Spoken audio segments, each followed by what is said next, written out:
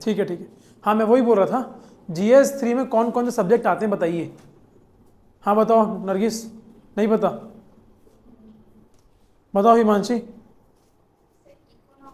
हाँ 2, गुड 3, 4,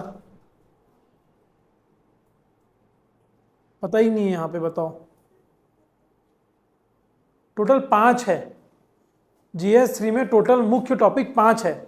पहला जो टॉपिक है आपका वो आपका इकोनॉमी आता है, जो सबसे ज़्यादा वेटेज कवर करता है। इकोनॉमी आता है, सबसे ज़्यादा वेटेज कवर करता है। उसके बाद आपका इन्वायरमेंट आता है। उसके बाद आपका साइंस एंड टेक आता है। उसके बाद आपका इंटरनल सिक्योरिटी आता है। और उसके बाद आपका डिजास्टर मैनेजमेंट, आपदा प्रबंधन। ये 5 है तुम्हारे GS 3 के मुख्य, 5 आपके सब्जेक्ट हैं मुख्य GS 3 के। ठीक है, अभी इसमें आप देखिए वेटेज क्या क्या है। वेटेज क्या क्या, टोटल कितने क्वेश्चन आते हैं मेंस में?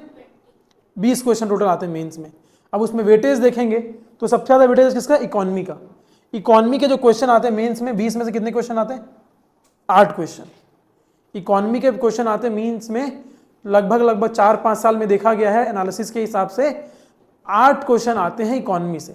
ठीक है, अब आपके इन्वायरमेंट से कितने क्वेश्चन आते हैं? इन्वायरमेंट से कितने क्वेश्चन आते हैं? लगभग 3 से 4 क्वेश्चन इन्वायरमेंट से आते हैं।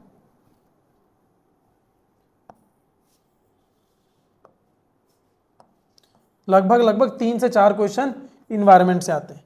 साइंस एंड टेक से कितने क्वेश्चन आते हैं? साइंस एंड टेक से भी 4 क्वेश्चन आते हैं। साइंस एंड टेक से भी 4 क्वेश्चन आते हैं। इंटरनल सिक्योरिटीज कितने आते हैं? इंटरनल सिक्योरिटी से लगभग 3 क्वेश्चन आते हैं। 8, 12, 16, 19। डिजास्टर मैनेजमेंट से आता है 1 क्वेश्चन। डिजास्टर मैनेजमेंट से आता है 1 क्वेश्चन। आप देख रहे हैं 8, 12, 16, 19, 1, 20। ये पूरा ब्रेकअप है तुम्हारे 20 क्वेश्चन का GS 3 का।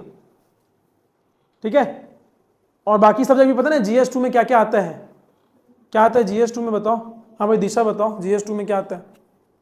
नहीं पता? हाँ हाँ, एथिक्स, पॉलिटी, हाँ, गवर्नेंस, कॉन्स्टिट्यूशन, IR, और सोशल जस्टिस, सामाजिक न्याय। ठीक है, सोशल जस्टिस। आप लोगों को सब्जेक्ट तो याद होना चाहिए। सब्जेक्ट याद होगा तभी तो न्यूज़पेपर में आप लोग वो पॉइंट आउट कर पाओगे कि भाई कौन सा कहाँ से क्या आ रहा है। सब्जेक्ट ही याद नहीं हो तो कैसे?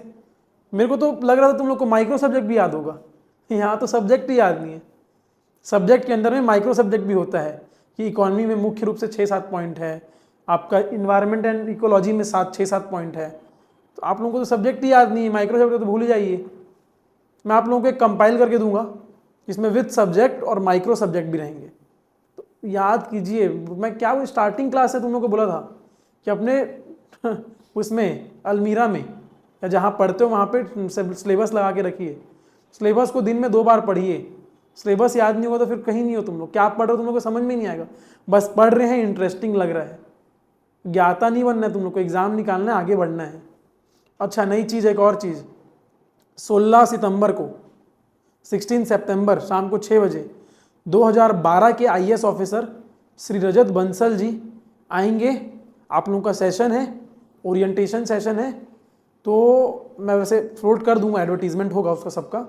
तो आप लोग सब आएंगे। वो अभी छत्तीसगढ़ गवर्नमेंट में सेक्रेटरी हैं, मतलब आप IAS बन जाओगे, कुछ साल आप लोग जिला अधिकारी बनोगे, डिस्ट्रिक्ट कलेक्टर बनोगे, उसके बाद आप स्टेट गवर्नमेंट के सचिव बनोगे।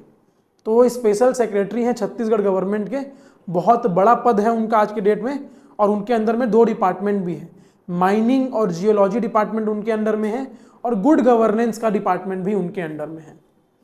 ठीक है, तो वो आएंगे, 16 तारीख को है, शाम को 6 बजे है।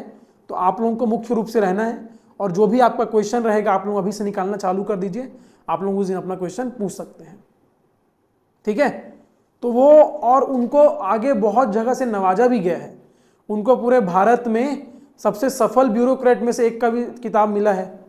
वो भारत में छत्तीसगढ़ के एक ऐसे अधिकारी हैं जो सबसे सफल रहे हैं, उनको इंडियन ब्यूरोक्रेट का किताब भी मिला हुआ है, ठीक है। और वो इंडिया को UNCCD जो आपका यूनाइटेड नेशन का जो कॉन्फ्रेंस ऑफ पार्टीज होती है उसमें भी इंडिया को रिप्रेजेंट किए हैं फॉरेस्ट राइट एक्ट में। वो मनरेगा कमिश्नर रह चुके हैं स्टेट में, GST कमिश्नर रह चुके हैं आपके स्टेट में, वो अभी माइनिंग डिपार्टमेंट के CEO हैं, छत्तीसगढ़ मिनरल डेवलपमेंट काउंसिल के डायरेक्टर हैं, और अभी ये जो मैं आपको बताया उसका स्पेशल सेक्रेटरी भी है छत्तीसगढ़ गवर्नमेंट के। मतलब CM का कुछ भी होगा वो उनके सलाहकार हैं, विशेष सलाहकार हैं हमारे मुख्यमंत्री के, ठीक है। तो आप लोगों के लिए रहेगा, वो ऊपर में रहेगा, जो सेमिनार हॉल है ऊपर में होगा वहाँ पे। और भी ऐसे UPSC के आप लोग रहेंगे, CGPSC के बच्चे भी रहेंगे उसमें, CGPSC के जितने बच्चे हैं यहाँ पे वो भी उसमें क्लब करेंगे, क्योंकि आप लोगों के बेस पे करेंगे तो कुछ नहीं होगा ना, बच्चे ही नहीं हो आप लोग, 15-20 बच्चे में, अब फिर उनको भी थोड़ा बुरा लग जाएगा, मेरी डिग्निटी के साथ हो रहा है बोलेंगे, इतने बड़े अधिकारी हैं, है ना। ठीक है, ठीक है, चलो आगे देखते हैं, ठीक है। हाँ भाई, इकोनॉमी का सब्जेक्ट देख लो, इकोनॉमी का टॉपिक देख लो। ये 5 सब्जेक्ट है मुख्य रूप से, इकोनॉमी, ये एग्रीकल्चर को भी हम लोग इकोनॉमी में ही क्लब करेंगे, एग्रीकल्चर को भी इकोनॉमी में ही क्लब करेंगे, लेकिन एग्रीकल्चर आप ज्योग्राफी में ही पढ़ोगे, जो ज्योग्राफिकल वाला पार्ट है इंडियन ज्योग्राफी में भी आप एग्रीकल्चर इन्वायरमेंट में भी पढ़ोगे थोड़ा बहुत, और थोड़ा बहुत एग्रीकल्चर आप इकोनॉमी में ही पढ़ोगे। कुल मिला के आप तीनों मिला के अपना एग्रीकल्चर अपना सबका कंप्लीट हो जाएगा। फिर आपका इन्वायरमेंट आ जाएगा, फिर आपका साइंस एंड टेक आ जाएगा, फिर आपका आंतरिक सुरक्षा इंटरनल सिक्योरिटी आ जाएगी, और फिर आपका आपदा प्रबंधन आ जाएगा। ये उसका सब्जेक्ट है आपका। इंक्लूसिव ग्रोथ, समावेशी विकास, budgeting, mobilisation of resources, infrastructure, investment models. ठीक है, लिख लिया करो, सिर्फ देखने के लिए नहीं होता, लिख लिया करो आप लोग पेन से, है ना, थोड़ा सा कष्ट दो पेन और कॉपी को भी, ठीक है। Environment, conservation, pollution, environment impact assessment, climate commitment, biodiversity, space हो गया, डिफेंस हो गया, IT हो गया, बायोटेक, नैनोटेक, रोबोटिक्स, ये सब आते हैं इसमें। इंटरनल सिक्योरिटी बेसिकली एक क्वेश्चन फिक्स रहता है कि एक क्वेश्चन लेफ्ट विंग एक्सट्रीमिज्म पे पूछेगा, एक क्वेश्चन आपका नक्सलिज्म पे आएगा, एक क्वेश्चन फिक्स रहता है कि नक्सलिज्म पे एक क्वेश्चन आएगा, फिक्स रहता है आपका, है ना। और एक क्वेश्चन आपका आता है जो हॉट टॉपिक चल रहा है, साइबर सिक्योरिटी हो रही है, ऑर्गेनाइज्ड क्राइम हो गई, उस पर एक क्वेश्चन आता है आपका, ठीक है। और डिजास्टर मैनेजमेंट, आप कुल मिलाकर डिजास्टर मैनेजमेंट की आपकी 2 क्लास लगेगी, उसी में डिजास्टर मैनेजमेंट क्या होता है, क्या कैसे उसको मिटिगेट करते हैं, क्या क्या स्टेप अपनाए गए हैं, वही पढ़ना है, उसी को घुमा फिरा के क्वेश्चन पूछता है डिजास्टर मैनेजमेंट में।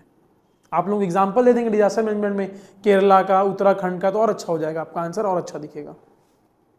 करे क्वेश्चन, आगे चालू करते हैं, ठीक है। PDF तो मिल ही जाएगा तुम लोग को, ऐप में PDF तो मिल ही जाएगा। नहीं खुल रहा क्या फिर से? ओके, तो मेरे को तुम एक बार उससे बात कर लेना, फ्रंट रिसेप्शन में बात कर देना, फ्रंट डेस्क में क्या बोलते हैं हम लोग, फोटो भी ले सकते हो। मैं आप लोगों को, हो सकता है टाइम मिलेगा तो मैं आप लोगों को माइक्रो लिस्टिंग करके दूंगा हर एक टॉपिक का, तो ईजी हो जाएगा आप लोगों के लिए। लेकिन आप लोग पढ़ते थोड़ी ना हो, रखते हो, देखते हो, रिसोर्सेज बढ़ाते हो अपना, है ना। ठीक है, देखते हैं क्वेश्चन। ये रहा क्वेश्चन आपका, पहला क्वेश्चन। 150 नंबर का मतलब कितने नंबर का होगा? 150 मार्क्स का मतलब 150 वर्ड्स का है, तो 10 नंबर का, 10 नंबर का क्वेश्चन है।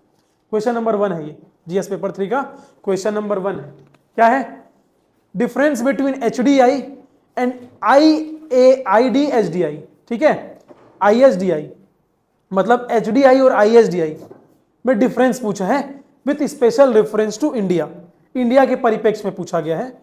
और ISDI क्यों बेटर माना जाता है as compare to HDI when it comes to समावेशी विकास, इंक्लूसिव ग्रोथ, ठीक है। क्वेश्चन आपका बोल रहा है ISDI एक बेहतर सूचक क्यों समझा जाता है, ठीक है। अभी CGPSC में क्वेश्चन आया था, इकोनॉमिक्स में क्या आया था, एक्सप्लेन करो HDI क्या होता है। ह्यूमन डेवलपमेंट इंडेक्स, मानव विकास सूचना, या सूची लिख सकते हैं अपन, सूचकांक। तो वो क्या होता है, सिंपल आया था CGPSC में कि मानव विकास सूचकांक क्या होता है, HDI क्या होता है। तो उसमें सिंपल आप लोग बता देंगे HDI जो आया है वो कौन इंट्रोड्यूस किया है, और HDI के कौन कौन से पैरामीटर्स होते हैं। आपका HDI कंप्लीट हो गया, 2 नंबर का आया था। लेकिन UPSC में कोई भी एक स्टेटमेंट बेस्ड क्वेश्चन नहीं आता कि HDI क्या होता है। एक ही क्वेश्चन में इन लोगों ने 3 पार्ट में बांटा है पहला तो डिफरेंस करना है आपको एसडीआई में और आईएसडीआई में, इन इक्वालिटी एडजस्टेड एसडीआई में, ठीक है। आप लोग पहले डिफरेंस करेंगे, फिर आप लोग इंडिया को लेकर रेफरेंस में बात करेंगे, इंडिया को रेफरेंस में लेके बात करेंगे। फिर तीसरा जो आपका पार्ट रहेगा उसमें आप बताएंगे कि आईएसडीआई क्यों बेटर है एसडीआई से। और अंतर ज्यादा नहीं है, आईएसडीआई में और एसडीआई में सिर्फ ये अंतर है कि जो एचडीआई होता है वो इन इक्वालिटी असमानता को नहीं लेता है, और जो आईएसडी होता है वो असमानता को इंक्लूड करता है। बस यही अंतर है और कोई अंतर नहीं है। जो एचडीआई होता है, ह्यूमन डेवलपमेंट इंडेक्स, मानव विकास सूचकांक, वो असमानता को, इन इक्वालिटी को इंक्लूड नहीं करता है, और जो आईएचडीआई होता है वो इन इक्वालिटी को इंक्लूड करता है।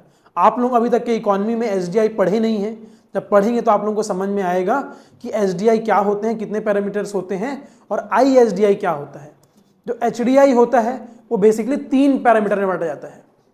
एचडीआई जो होता है वो 3 पैरामीटर में बांटा जाता है। पहला होता है आपका हेल्थ, पहला आपका होता है हेल्थ, ठीक है। दूसरा आपका होता है एजुकेशन, हेल्थ एजुकेशन, और तीसरा आपका होता है स्टैंडर्ड ऑफ लिविंग,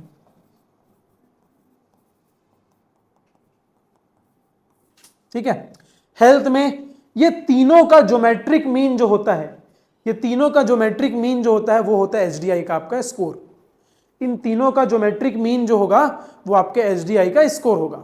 अब इसके भी मैट्रिक्स होंगे, जब हम लोग एसडीआई पढ़ेंगे तो हम लोग देखेंगे कि इसके भी मैट्रिक्स होंगे। इसमें हेल्थ में 2 पार्ट होगा, एजुकेशन में 2 पार्ट होगा, स्टैंडर्ड ऑफ लिविंग में कुछ पार्ट्स होंगे, वो हम लोग तब देखेंगे, ठीक है। तो आप देखेंगे एचडीआई है, एचडीआई का जो स्कोर होगा उससे क्या आप बता सकते हैं कि ये समग्र विकास के लिए सही है, ओवरऑल डेवलपमेंट के लिए? नहीं। अगर जीडीपी बढ़ भी रहा है, जीडीपी बढ़ रहा भी है, तो जीडीपी समान रूप से बढ़ रहा है, लेकिन सब में समावेशी विकास हो रहा है कि नहीं, एचडीआई इसका प्रमाण नहीं देता। इसका प्रमाण कौन देता है? आईएचडीआई देता है। इसका प्रमाण कौन देता है? आईएचडीआई। क्यों? क्योंकि उसमें इन इक्वालिटी को हम लोग एडजस्ट करते हैं। तो भाई अगर ग्रोथ होगा तो जरूरी है आपका एसडीआई बढ़ेगा। अगर ग्रोथ होगा तो आपका एसडीआई बढ़ेगा, लेकिन आईएसडीआई नहीं बढ़ेगा आपका। आप डिफरेंसेस देखेंगे, ग्रोथ होगा तो आपका एसडीआई बढ़ा हुआ दिखाएगा, लेकिन आईएसडीआई नहीं बढ़ा दिखाएगा। क्यों? क्योंकि इन इक्वालिटी को एडजस्ट हम लोगों ने नहीं किया है। देखते हैं आंसर, देखते हैं। ये आपका इंट्रोडक्शन हो गया, ये आपका इंट्रोडक्शन हो गया। सॉरी, इनकम लेता है ये, हेल्थ लेता है, एजुकेशन लेता है और इनकम लेता है।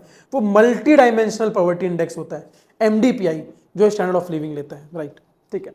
आप देखेंगे एचडीआई जो होता है वो 3 कैपेबिलिटी में बांटता है। पहला आपका हेल्थ हो गया, हेल्थ में लाइफ एक्सपेक्टेंसी, जीवन प्रत्याशा, कि भाई व्यक्ति कितनी लाइफ एक्सपेक्टेंसी है, कितनी है, 60 तो नहीं है, कितनी है प्रेजेंट? Somewhere around 63। जो याद आ रहा है सर, अपन मतलब हमारे में सब्जेक्ट होता था ये सर, उसमें हम लोग पढ़ते थे उसमें इन्फेंट मोर्टेलिटी रेट, मतलब life expectancy at the age of 1 year, at the age of 0, ऐसा कुछ उसका। हाँ, वो पढ़ेंगे हम लोग। ये हम लोग अभी एसडीआई एक्सप्लेन नहीं कर रहे, एसडीआई एक्सप्लेन करेंगे तो हम लोग को और लंबा समय चाहिए, 150 वर्ड में तो कंप्लीट करना है। तो आप लोगों को मैं जो आंसर लिखवाऊंगा, जो आप लोगों को आंसर बताऊंगा, ये लगभग 500 वर्ड्स का है जो आप लोगों को मैं आंसर बताऊंगा।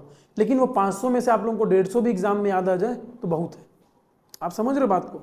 आप लोगों को 150 ही याद रखना है, 500 नहीं लिखना आप लोगों को पूरा। लेकिन एसडीआई एक्सप्लेन करने चले गए ना तो अलग से 150 पेज वो चला जाएगा, इसीलिए एक्सप्लेन नहीं करना है, खाली आपको पैरामीटर बताना है। जो आप बोल रहे हैं ना वो भी आएगा, इन्फेंट मोर्टिलिटी रेट आएगा, मैटरनल मोर्टिलिटी रेट आएगा, वो सब इसी में आएगा, लेकिन अपन उसको एक्सप्लेन नहीं कर रहे हैं, ठीक है। 3 पार्ट में बांटते हैं, हेल्थ में, एजुकेशन में और आपका इनकम में, कि देश की इनकम कितनी है, पर कैपिटा इनकम कितनी है, ठीक है, परचेजिंग पावर पैरिटी कितनी है, और वो कैसे, वाया ज्योमेट्रिक मीन, ठीक है। एचडीआई जो होता है वो इनइक्वालिटी को, इनइक्वालिटी, हाँ, it equals SDI only under perfect inequality, ठीक है। ये क्या बोल रहा है? आईएसडीआई जो एडजस्ट करता है वो इनइक्वालिटी को एडजस्ट करता है with in a country, distribution with in a country. जो आईएचडीआई होता है, जो आपका आईएसडीआई होता है वो इनइक्वालिटी का भी डिस्ट्रीब्यूशन को कंट्री में मेजर करता है, लेकिन एचडीआई नहीं करता है, एचडीआई नहीं करता है, ठीक है। इसका मतलब क्या हो रहा है? ये बोल रहा है it equals HDI only under perfect equality. अब परफेक्ट इक्वालिटी होता है क्या? नहीं होता है। HDI और IHDI इक्वल तभी होगा जब देश में परफेक्ट इक्वालिटी, समानता होगी पूर्ण रूप से। देश में समानता पूर्ण रूप से होगी तभी HDI और IHDI क्या होगा? इक्वल होगा। लेकिन ये पॉसिबल ही नहीं है, समानता पूर्ण रूप से होगी ही नहीं। तो क्या होगा? आपका HDI बढ़ा हुआ दिखेगा लेकिन आपका IHDI घटा हुआ दिखेगा। आपको समझ रहे हैं बात को? ठीक है, देख रहे हैं, एक फॉल हो रहा है दूसरा राइज हो रहा है। ठीक है, आप लोग ये पॉइंट समझ में आ गया? यहां केवल पूर्ण समानता की स्थिति में ही मानव विकास सूचकांक के बराबर होता है और असमानता बढ़ने पर घटता है। ISDI असमानता बढ़ेगा तो क्या होगा? घटेगा। ठीक है, ये आपका रहेगा इंट्रोडक्शन, ये आपका इंट्रोडक्शन रहेगा। ठीक है, अभी हम लोग बॉडी देखते हैं। ठीक है, ये आपकी बॉडी आ गई। अब बॉडी में आप देखेंगे, पहला है आपका, आप एक्सप्लेन करेंगे डिफरेंसेस क्या है दोनों में। HDI और ISDI में दोनों में डिफरेंसेस क्या क्या है, आप उसको थोड़ा बहुत एक्सप्लेन करेंगे पॉइंट वाइज। पहला देखेंगे आप लोग, जो HDI होता है वो ज्योमेट्रिक मीन होता है 3 इंडाइसेस का। वो क्या होता है? ज्योमेट्रिक मीन होता है 3 इंडाइसेस का, और वो तीनों जो डिस्ट्रीब्यूशन होता है वो क्या होता है? न्यूट्रल होता है। तीनों जो डिस्ट्रीब्यूशन होता है वो न्यूट्रल होता है। ठीक है, अब ISDI देखिए, आप पढ़ेंगे, जब ISDI पढ़ेंगे तो आप लोग एक एटकिंसन इंडेक्स की बात करेंगे। एटकिंसन इंडेक्स है जो इनइक्वालिटी को बताता है कि भारत की इनइक्वालिटी कितनी समानता है, कितनी असमानता है और कितना टाइम लगेगा पहुंचने में। इसका वो एक्सप्लेन कौन करता है? एटकिंसन मेजर इसको एक्सप्लेन करता है। हम लोग पढ़ेंगे जब इनइक्वालिटी की बात आती है, जैसे कि मान लो इन्फ्लेशन की बात आती है या फिर आपकी मार्केट फोर्सेस की बात आती है। जब मार्केट फोर्सेस की बात आती है तो हम लोग क्या करते हैं? ग्राफ बनाते हैं, ये डिमांड सप्लाई करते हैं। वैसे ही अगर इनइक्वालिटी की बात आती है तो हम लोग एटकिंसन मेजर की बात करते हैं, जो ऐसा बनता है लगभग। जितना दूर परफेक्ट इक्विलिटी लाइन से आपका वो होता है, गैप होता है, उतना ही ज्यादा इनइक्वालिटी बढ़ता है। मैं बताऊंगा आप लोगों को जब पढ़ेंगे तो। ठीक है, तो एटकिंसन मेजर इनइक्वालिटी को मापता है, राइट? तो उसी की बात की है यहाँ पे कि ये जो है इनइक्वालिटी को मापता है। ठीक है, और जो लॉस होता है ड्यू टू इनइक्वालिटी, वो क्या है? HDI और ISDI में दोनों के बीच का गैप है। सिंपल है, HDI और ISD के बीच में गैप किसका है? इनइक्वालिटी का। और जो लॉस जो हुआ है वो किसके थ्रू हुआ है? इनइक्वालिटी के थ्रू हुआ है। सिंपल है, असमानता के रूप में वो जो लॉस है। क्यों? अगर दोनों समान हो जाएगा तो परफेक्ट इक्वालिटी हो जाएगी, और दोनों के बीच में डिफरेंसेस है, इसका मतलब असमानता है, इनइक्वालिटी। क्योंकि बाकी सब पैरामीटर क्या है? सेम है, खाली ISDI में अलग से इनइक्वालिटी को हम लोगों ने ऐड किया है। सिंपल। ठीक है, दूसरा पॉइंट देख लेते हैं आप लोग।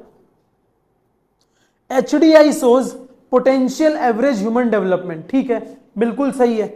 जैसे हम लोगों ने एक टॉपिक पढ़ा था, आप लोगों को याद होगा, आप लोगों को इकोनॉमिक ग्रोथ वर्सेस डेवलपमेंट याद होगा, आर्थिक वृद्धि वर्सेस आर्थिक विकास। तो हम लोग पढ़े थे आर्थिक जो वृद्धि होती है वो नैरो कंसेप्ट है, और जो आर्थिक विकास है वो समग्र कंसेप्ट है, हॉलिस्टिक कंसेप्ट है डेवलपमेंटल वाइज में। तो आप देखेंगे जो HDI है ये पोटेंशियल डेवलपमेंट तो बताता है, लेकिन ISDI जो बताता है वो आपका ओवरऑल डेवलपमेंट बताता है। ओवरऑल डेवलपमेंट बताता है। क्यों? क्योंकि इनइक्वालिटी को भी इसमें एडजस्ट कर रहे हैं हम लोग, असमानता को भी एडजस्ट कर रहे हैं। जितनी असमानता घटेगी उतना ज्यादा अच्छा विकास वो शो करेगा, डेवलपमेंट को वो शो करेगा, right?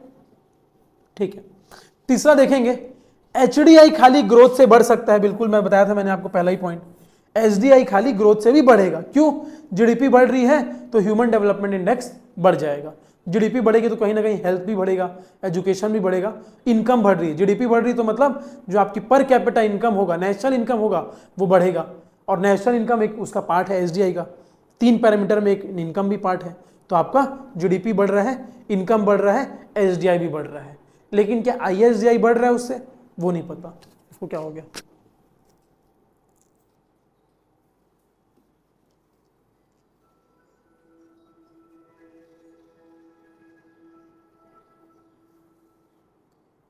Crown choice of millions, मैं तो पहली बार सुना हूँ, मतलब सुना हूँ बट इतना भी नहीं सुना हूँ। ठीक है, ठीक है, ठीक है। ISDI rises only if gains are broad, ठीक है। अब लास्ट पॉइंट देखेंगे आप, HDI से आप दूसरे कंट्री के साथ कंपैरिजन कर सकते हैं। HDI के साथ आप दूसरे, जैसे हम लोग SDI से कंपैरिजन करते हैं कि इंडिया का जो SDI है वो लास्ट ईयर के कंपैरिजन अभी थोड़ा सा सुधार हुआ है। ह्यूमन डेवलपमेंट इंडेक्स की बात करें तो इंडिया की जो रैंकिंग है उसमें सुधार आई है, ठीक है। तो हम लोग दूसरे देश से कंपेयर कर सकते हैं। किससे कंपेयर करेंगे? बेसिकली पाकिस्तान, श्रीलंका, विकसित देशों से कंप्लेन नहीं कर पाएंगे हम लोग। अमेरिका हो गया, यूरोप हो गया, उनसे तो हम लोग कंप्लेन वो नहीं कर पाएंगे, कंपैरिजन नहीं कर पाएंगे। तो हम लोग इन्हीं से कंपैरिजन करते हैं। नेपाल हो गया, पाकिस्तान हो गया, मिडिल ईस्ट कंट्री हो गई, है ना, ठीक है। ISDI is better for with in country targeting, ठीक है। क्यों? ये बेटर इसलिए होगा अगर हम अपने डिस्ट्रिक्ट को सशक्त बनाएंगे, जो आपके सामाजिक संगठन है उनको सशक्त बनाएंगे, तो ज्यादा अच्छा आपका ISDI रिफ्लेक्ट करेगा। सिंपल। तो ये आप लोगों को बॉडी समझ में आ रही है? Any doubt? किसमें? SDI को। अब US है 10वें नंबर पे, हम 104 नंबर पे, कंपेयर करेंगे, उनको कहीं पे दिखेंगे ही नहीं हम लोग उनके आसपास में भी, राइट, ठीक। PDF, हाँ मिल जाएगा ना इसका PDF। मैं आपको PDF एक काम करूंगा, मैं इसका PDF तुम लोग को ग्रुप में सेंड कर दूंगा, ठीक है। व्हाट्सएप ग्रुप में इसका पूरा PDF सेंड कर दूंगा, तो आप लोग आंसर ले लिखेंगे, ठीक है। वैसे आप लोग आगे पढ़ोगे, इकोनॉमिक्स में आप लोग आगे पढ़ोगे सब, ठीक है। अभी देखेंगे आप लोग, अभी आप लोग एविडेंस के साथ में प्रूफ करोगे। अभी आप लोग एविडेंस के साथ में प्रूफ करोगे क्या कि ISDI बेटर क्यों है।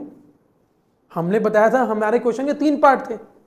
पहले तो हम लोग को बताना था कि डिफरेंसेस क्या हैं, फिर हम बताना था कि ISDI बेटर क्यों है। तो अभी देखेंगे आप लोग, देखेंगे पहला देखेंगे भारत का जो SDI है वो last United Nation Development Programme report के हिसाब से इंप्रूव हुआ है। इंडिया का जो SDI है वो UNDP रिपोर्ट के हिसाब से इंप्रूव हुआ है, लेकिन ISDI अभी भी हमारा कम है। ISDI अभी भी हमारा कम है। क्यों? बिकॉज उसमें 1/4 और 1/3 loss due to inequality. Because of inequality हमारा ISDI कम है, ठीक है। दूसरा पॉइंट देखेंगे, केरला में लाइफ एक्सपेक्टेंसी बहुत ज्यादा हाई है। केरला में लाइफ एक्सपेक्टेंसी और आपका जो लिटरेसी है बहुत ज्यादा हाई है, जिसकी वजह से हमारा SDI बूस्टअप कर रहा है। लेकिन एक्चुअल में जब इनइक्वालिटी की बात आएंगी तो हम लोग बिहार, यूपी, उड़ीसा की बात करेंगे, जहां पे आपका नेशनल ISDI क्या है वो कम हो रहा है, because of regional deprivation. Because of regional deprivation मतलब क्या हो रहा है आपका, ये क्या हो रहा है, जो क्षेत्रीय समता वंचना को दर्शाता है, ठीक है। अभी आप देखेंगे जेंडर एंड सोशल गैप, जो नेशनल फैमिली हेल्थ सर्वे जो 5वां रिपोर्ट है आपका, जो आपका नेशनल फैमिली हेल्थ सर्वे 5वां रिपोर्ट है, इसके हिसाब से 36% चाइल्ड स्टंटिंग और 57% एनीमिया पाया गया है महिलाओं में। इससे क्या हो रहा है, हेल्थ की जो सिचुएशन है और क्या हो रही है, डिप्रेसिंग और है, और क्या हो रही है, डिटीरियोरेट हो रही है हेल्थ की सिचुएशन।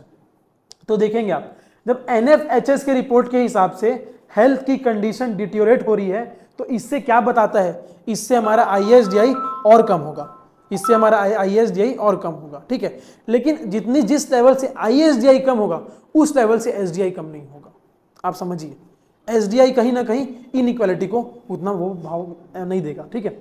लास्ट है आपका पॉवर्टी इंप्रूवमेंट, गरीबी में सुधार, लेकिन असमान, ठीक है। आप देखेंगे नीति आयोग की रिपोर्ट आती है, जो आपका स्टैंडर्ड ऑफ लिविंग आता है ना, जीवन जीने की जो वो शैली, वो आपकी मल्टी डायमेंशनल पॉवर्टी में आता है, जो मैंने आपको स्टार्टिंग में बताया था। उसके भी अंदर में 2-2, 3-3 पैरामीटर्स आते हैं, और HDI से ज़्यादा पैरामीटर आपके MDPI में है। जो आपका मल्टी डायमेंशनल पॉवर्टी इंडेक्स होता है MDPI, उसमें और ज़्यादा पैरामीटर है।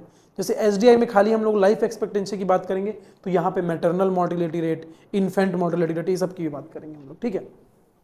तो आप देखेंगे पॉवर्टी रेट नीति आयोग के हिसाब से आपका जो हेड काउंट रेशियो होता है, आप जब पॉवर्टी पढ़ेंगे तो आप लोग पढ़ेंगे पॉवर्टी को मापने के भी 2-3 मेजर होते हैं। एक हेड काउंट मेजर होता है, एक नॉर्मल मेजर होता है, एक एब्सोल्यूट मेजर होता है, आप लोग पढ़ेंगे। तो उसके हिसाब से पॉवर्टी क्या है देखेंगे, पहले 24% थी, अभी क्या हो गया, गिर गया है। अभी क्या हो गया, पॉवर्टी क्या है, रिड्यूस हो गई है, ठीक है। लेकिन अभी भी डेप्रीवेशन है, कहां पे? रूरल एरिया में और महत्वाकांक्षी जिले में, एस्पिरेशनल डिस्ट्रिक्ट में। पॉवर्टी तो गिर गया है, पॉवर्टी रिड्यूस हो गया है, लेकिन अभी भी डेप्रीवेशन है, ठीक है, कहां पे? आपके ग्रामीण इलाके में और महत्वाकांक्षी जिले में, एस्पिरेशनल डिस्ट्रिक्ट में, ठीक है। लिखा है ना, बहुआयामी गरीबी से बाहर निकल गए फिर भी अभाव के कुछ क्षेत्र बने हुए हैं, जैसे ग्रामीण और आकांक्षी जिले, ठीक है। लिख लिया आप लोग अभी ये? बढ़ाऊं आगे?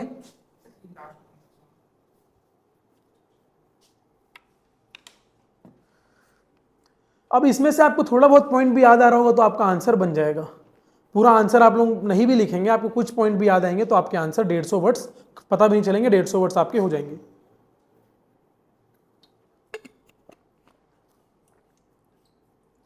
आप लोग एक चीज का नोटिस किए, काफी ज्यादा डेटा का यूज हुआ है, तो आप लोग 2-3 डेटा भी याद रखेंगे तो आप लोगों का काम हो जाएगा। मतलब आप लोगों को डेटा मतलब एक मैच्योर्ड आंसर देना है।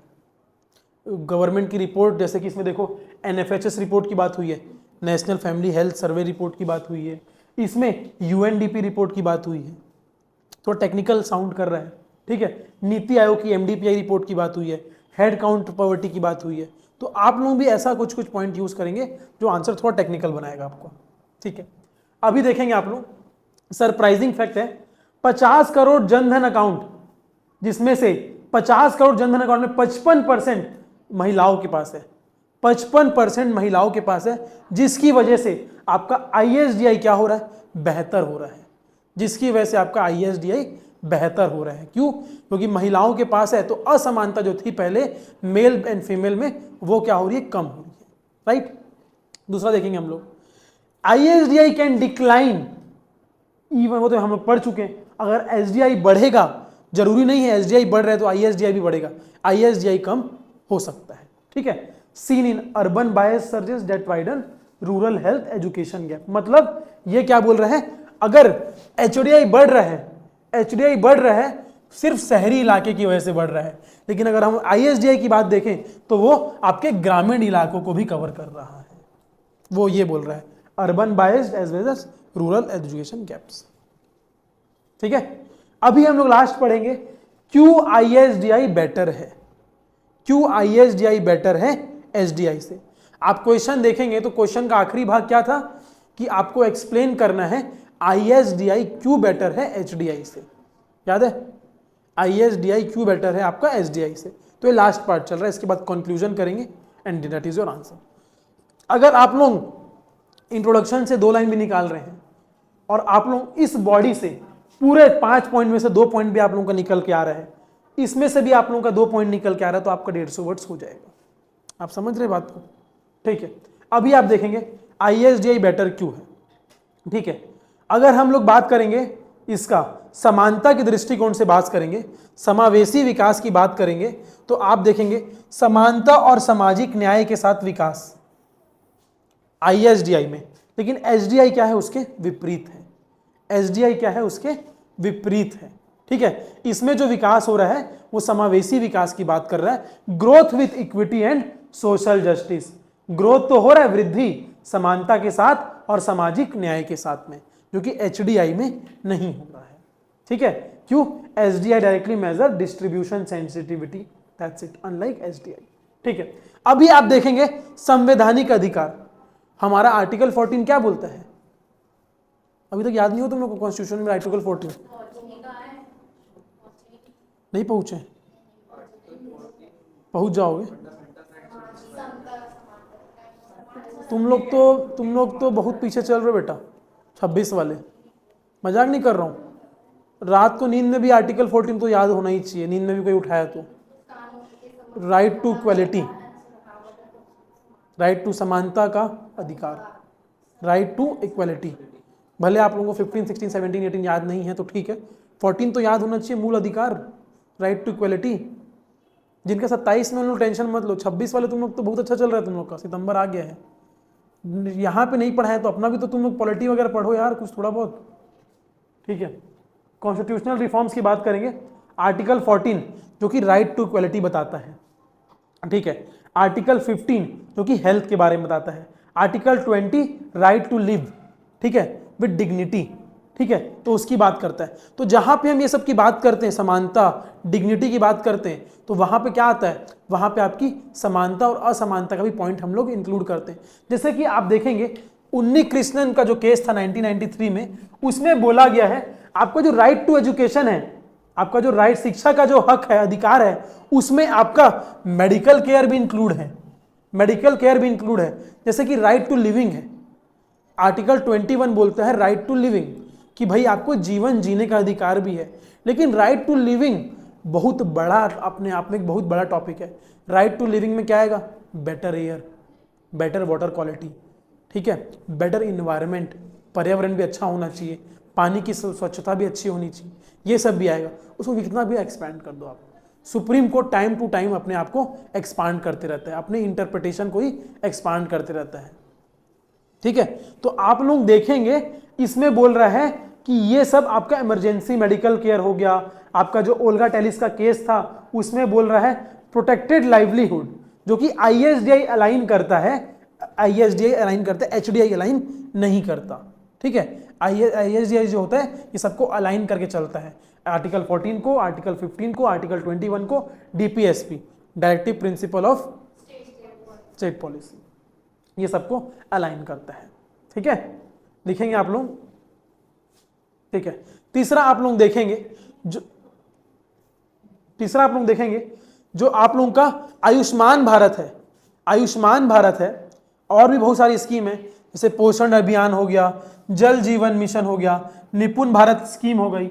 ये सभी स्कीम जो है ये आपके जिले और राज्यों में असमानता को घटाने की बात करता है, असमानता को घटाने की बात करता है। तो किसकी बात हो रहा है, वो ISDI में रिफ्लेक्ट हो रहा है, क्योंकि SDI में नहीं हो रहा है। तो आप लोग गवर्नमेंट प्रोग्राम की बात भी कर लेंगे कि गवर्नमेंट प्रोग्राम भी ISDI को ज़्यादा तवज्जो देता है एज कंपेयर टू SDI। यहाँ पे अपने को SDI की तारीफ करना है, सॉरी ISDI की तारीफ करना है। तो 4-5 पॉइंट पहले आप लोग इक्विटी के पॉइंट ऑफ व्यू से किया, फिर आप लोगों ने कॉन्स्टिट्यूशनल रिफॉर्म के पॉइंट ऑफ व्यू से किया, फिर आप लोगों ने गवर्नमेंट के प्रोग्राम से किया। अभी देख लेंगे महत्वाकांक्षी डिस्ट्रिक्ट, एस्पिरेशनल डिस्ट्रिक्ट के हिसाब से देखेंगे। जो डिस्ट्रिक्ट लैग कर रहे हैं, जो डिस्ट्रिक्ट लैग कर रहे हैं इनइक्वालिटी वाइज, उस डिस्ट्रिक्ट को एस्पिरेशनल डिस्ट्रिक्ट बना रही गवर्नमेंट। तो अल्टीमेटली किसके लिए बेटर है, ISDI के लिए एक बेटर मेजरमेंट है वो। तो आप लोग ये भी देख सकते हैं गवर्नमेंट रिफॉर्म पे, ठीक है। अगर हम लोग ग्लोबल कंपैरेबिलिटी की बात करें, ग्लोबल कंपैरेबिलिटी की बात करें, तो जो आपका सस्टेनेबल डेवलपमेंट गोल है SDG 10 है, वो भी किसकी बात कर रहा है, आपकी इनइक्वालिटी घटाने की बात कर रहा है, ठीक है। आप लोगों का भी सब ऊपर से जा रहा होगा, क्योंकि आप लोगों को SDG भी नहीं पता है, ठीक है। ये मेंस का सेशन है, आप लोगों को हो सकता है आप लोगों को 6 महीने बाद लेता तो हो सकता है समझ में आ सकता था। अभी आप लोगों को कुछ चीज़ ऊपर में जा रहा है, एक्सेप्ट कर लो, है ना। जैसे आपको नहीं समझ में आ रहा होगा ईस्ट या वेस्ट क्या चल रहा है ना, आएगा जब नॉर्थ में आओगे तब समझ में आ जाएगा। क्यों वैसे नहीं समझ में आ रहा होगा, ठीक है, ठीक है, ये समझ में आ गया। ISDI असमानताओं को कम करने के साथ मेल खाता है, जिससे यहां तय करने की सही पैमाना बन जाता है कि विकास के किससे लाभ होता है। क्लियर, ठीक है। अभी कंक्लूड कर देंगे आंसर को, ठीक है। ये आपका कंक्लूजन है। ISDI क्षमताओं के वितरण को आंतरिक रूप से दर्शाता है, ना कि केवल उनके औसत को। इसलिए भारत में समावेशी विकास का एक सच्चा मापदंड है, ठीक है। पहला पॉइंट है आपका adopt state district level ISDI, मतलब ये बोला जा रहा है कि आपको डिस्ट्रिक्ट और स्टेट लेवल पे ISDI डैशबोर्ड क्रिएट करना चाहिए, ISDI डैशबोर्ड क्रिएट करना चाहिए, जिससे आपको ये समझ में आएगा कि कोई भी गवर्नमेंट कोई भी प्रोग्राम ला रही है उससे इनइक्वालिटी में कितने बदलाव आ रहे हैं। क्या लिखा है यहाँ पे, आउटकम बेस्ड ट्रांसफर। भाई पहले हम लोग डैशबोर्ड बनाएंगे, फिर उसको इंप्लीमेंट करेंगे, तभी तो आउटकम निकलेगा उसका, राइट। क्या बोल रहे हैं यहाँ पे, आपका मार्गदर्शन करने के लिए राज्य जिला स्तरीय ISDI डैशबोर्ड अपनाएं। क्लियर, ठीक है। डैशबोर्ड अपनाएंगे डिस्ट्रिक्ट वाले, तो डिस्ट्रिक्ट से कंपेयर करेंगे। जैसे आप लोगों को पता होगा विष्णुदेव साय हमारे मुख्यमंत्री पूरे भारत के दूसरे सबसे सफल मुख्यमंत्री में से एक है आज की डेट में, क्योंकि उनके जो रिफॉर्म्स हैं वो काफ़ी अच्छा, उनके रिफॉर्म्स नहीं है, कुल मिला के जो उनके सचिव हैं वो अच्छा काम कर रहे हैं। अल्टीमेटली कौन? आईएएस ऑफिसर, क्योंकि वो अच्छे अच्छे आईएएस अधिकारी को अपने पास में रखे हुए हैं। रजत सर हो गए, आपके भारतीदासन सर हो गए, पी दयानंद सर हो गए, सब ख्याति प्राप्त लोगों को तो सचिवालय में रखे हुए हैं वो, तो अच्छा तो होना ही था उनका काम, है ना? आप समझेंगे बात को, ठीक है। आप लोग रजत सर से कुछ इंस्पिरेशन लेना जाओगे तो देख के खाली इंस्पिरेशन लेना, भले कुछ समझो ना समझो, उनको देख के इंस्पिरेशन लेना, मतलब पर्सनालिटी अपने आप में वो, ठीक है। ठीक है, दूसरा आपका double down on foundation literacy, numeracy, primary health and nutrition and women labour force participation. जितने ज़्यादा महिलाओं के श्रम को हम पार्टिसिपेट करेंगे, हम प्राइमरी हेल्थ और न्यूट्रिशन पे ध्यान देंगे, हम अगर लिटरेसी पे, साक्षरता पे ध्यान देंगे तो एचडीआई के लिए भी अच्छा है और आईएसडीआई के लिए भी अच्छा है। लेकिन आईएसडीआई के लिए थोड़ा सा ज़्यादा महत्वपूर्ण है, अगर हम लोग दोनों को एक उसमें रखेंगे, तराजू में रखेंगे तो ISDI is more developmental in nature, ठीक है। तीसरा देखेंगे आप लोग, sustain job rich MSME cluster, ठीक है। आप लोगों को MSME पता होगा, micro small and medium enterprises. अगर MSME है, अगर आपका MSME है तो आप लोगों को एक चीज पता होगा, सबसे ज्यादा जॉब क्रिएट होगा। MSME है, सबसे ज्यादा जॉब क्रिएट होगा। क्यों? जितनी छोटी इंडस्ट्रीज है सबसे ज्यादा जॉब क्रिएट करती है, ठीक है। तो अर्बन रूरल क्लस्टर रहेगा, मतलब आपके अर्बन और रूरल में जो कनेक्टिविटी है बहुत स्मूथ रहेगी। आप देखेंगे जैसे गुड़गांव है, गुड़गांव से जैसे ही आप बाहर निकलेंगे फिर आपका चालू हो जाता है हरियाणा का गांव का इलाका, मानेसर हो गया, आपका दारूहेड़ा हो गया, ये सब चालू हो जाता है।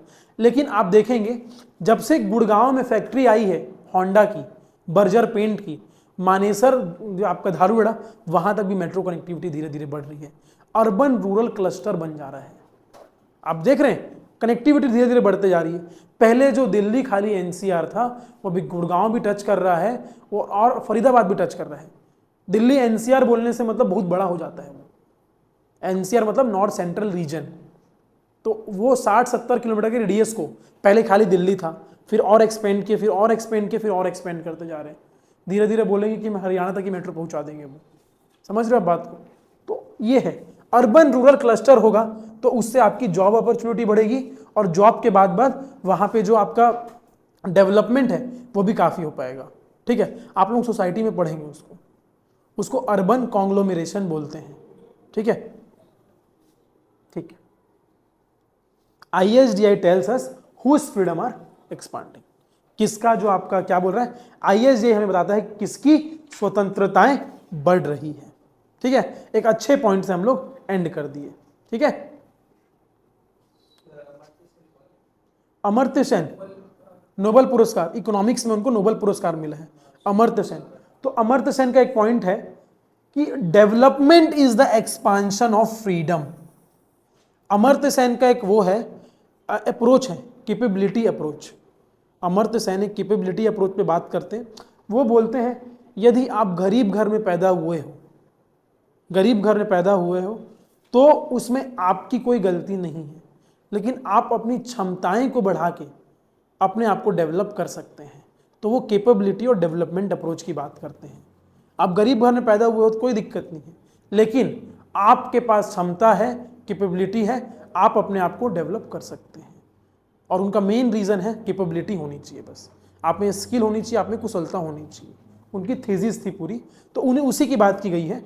Amartya Sen reminds us development is the expansion of freedom as ये tell whose freedoms are expanded, ठीक है। बढ़े हैं दूसरे क्वेश्चन में। पहला क्वेश्चन आपका हो गया। पहले क्वेश्चन में लगभग हम लोगों ने ऐसे जितना पढ़ लिया है ना। ऐसे कितने वर्ड्स का होता है? 1000-1200 का। आपको कितना लिखना था इसमें? 150। 150 तो लिख ही लोगे इतने में आराम से, ठीक है। हाँ भाई, ये क्वेश्चन थोड़ा सा बताओ, ट्रम्प को लेके आया है।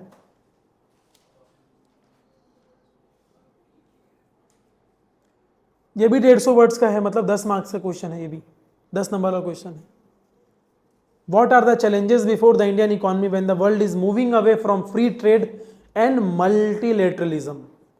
जब जो हमारा देश है बहुपक्षीयता और संरक्षणवाद तथा द्विपक्षीयता की ओर बढ़ रहा है। स्वतंत्र व्यापार और बहुपक्षीयता से दूर होकर वो किस में बढ़ रहा है? द्विपक्षीयता की तरफ बढ़ रहा है। स्वतंत्र व्यापार मतलब फ्री ट्रेड, फ्री ट्रेड, और आपका क्या हो गया? मल्टीलेटरलिज्म मतलब बहुपक्षीयता। दोनों फ्री ट्रेड और मल्टीलेटरलिज्म को छोड़ के हम लोग किस में जा रहे हैं? बाइलेटरलिज्म में जा रहे हैं। किस में जा रहे हैं? बाइलेटरलिज्म में और प्रोटेक्शनिज्म में जा रहे हैं हम लोग। प्रोटेक्शनिज्म मतलब अपने देश को बचाने के लिए हम लोग डिफरेंट टैरिफ बैरियर का इस्तेमाल कर रहे हैं, जैसे कि अमेरिका में ट्रम्प कर रहा है अपने देश को बचाने के लिए, राइट? ठीक है, तो इसी के लिए यही क्वेश्चन है कि हम लोग क्यों जा रहे हैं। क्वेश्चन यही है कि हम लोग क्यों जा रहे हैं फ्री ट्रेड और मल्टीलेटरलिज्म को छोड़ के हम लोग बाइलेटरल और प्रोटेक्शनिज्म की ओर क्यों जा रहे हैं। कौन से चैलेंजेस हैं, चुनौतियां क्या क्या हैं, और हम उस चैलेंजेस को कैसे पूरा कर सकते हैं। How we can met this challenges, ये आपके क्वेश्चन है। ठीक है, तो आप लोग कैसे इंट्रोड्यूस करेंगे बताओ पहले उसको, आंसर को।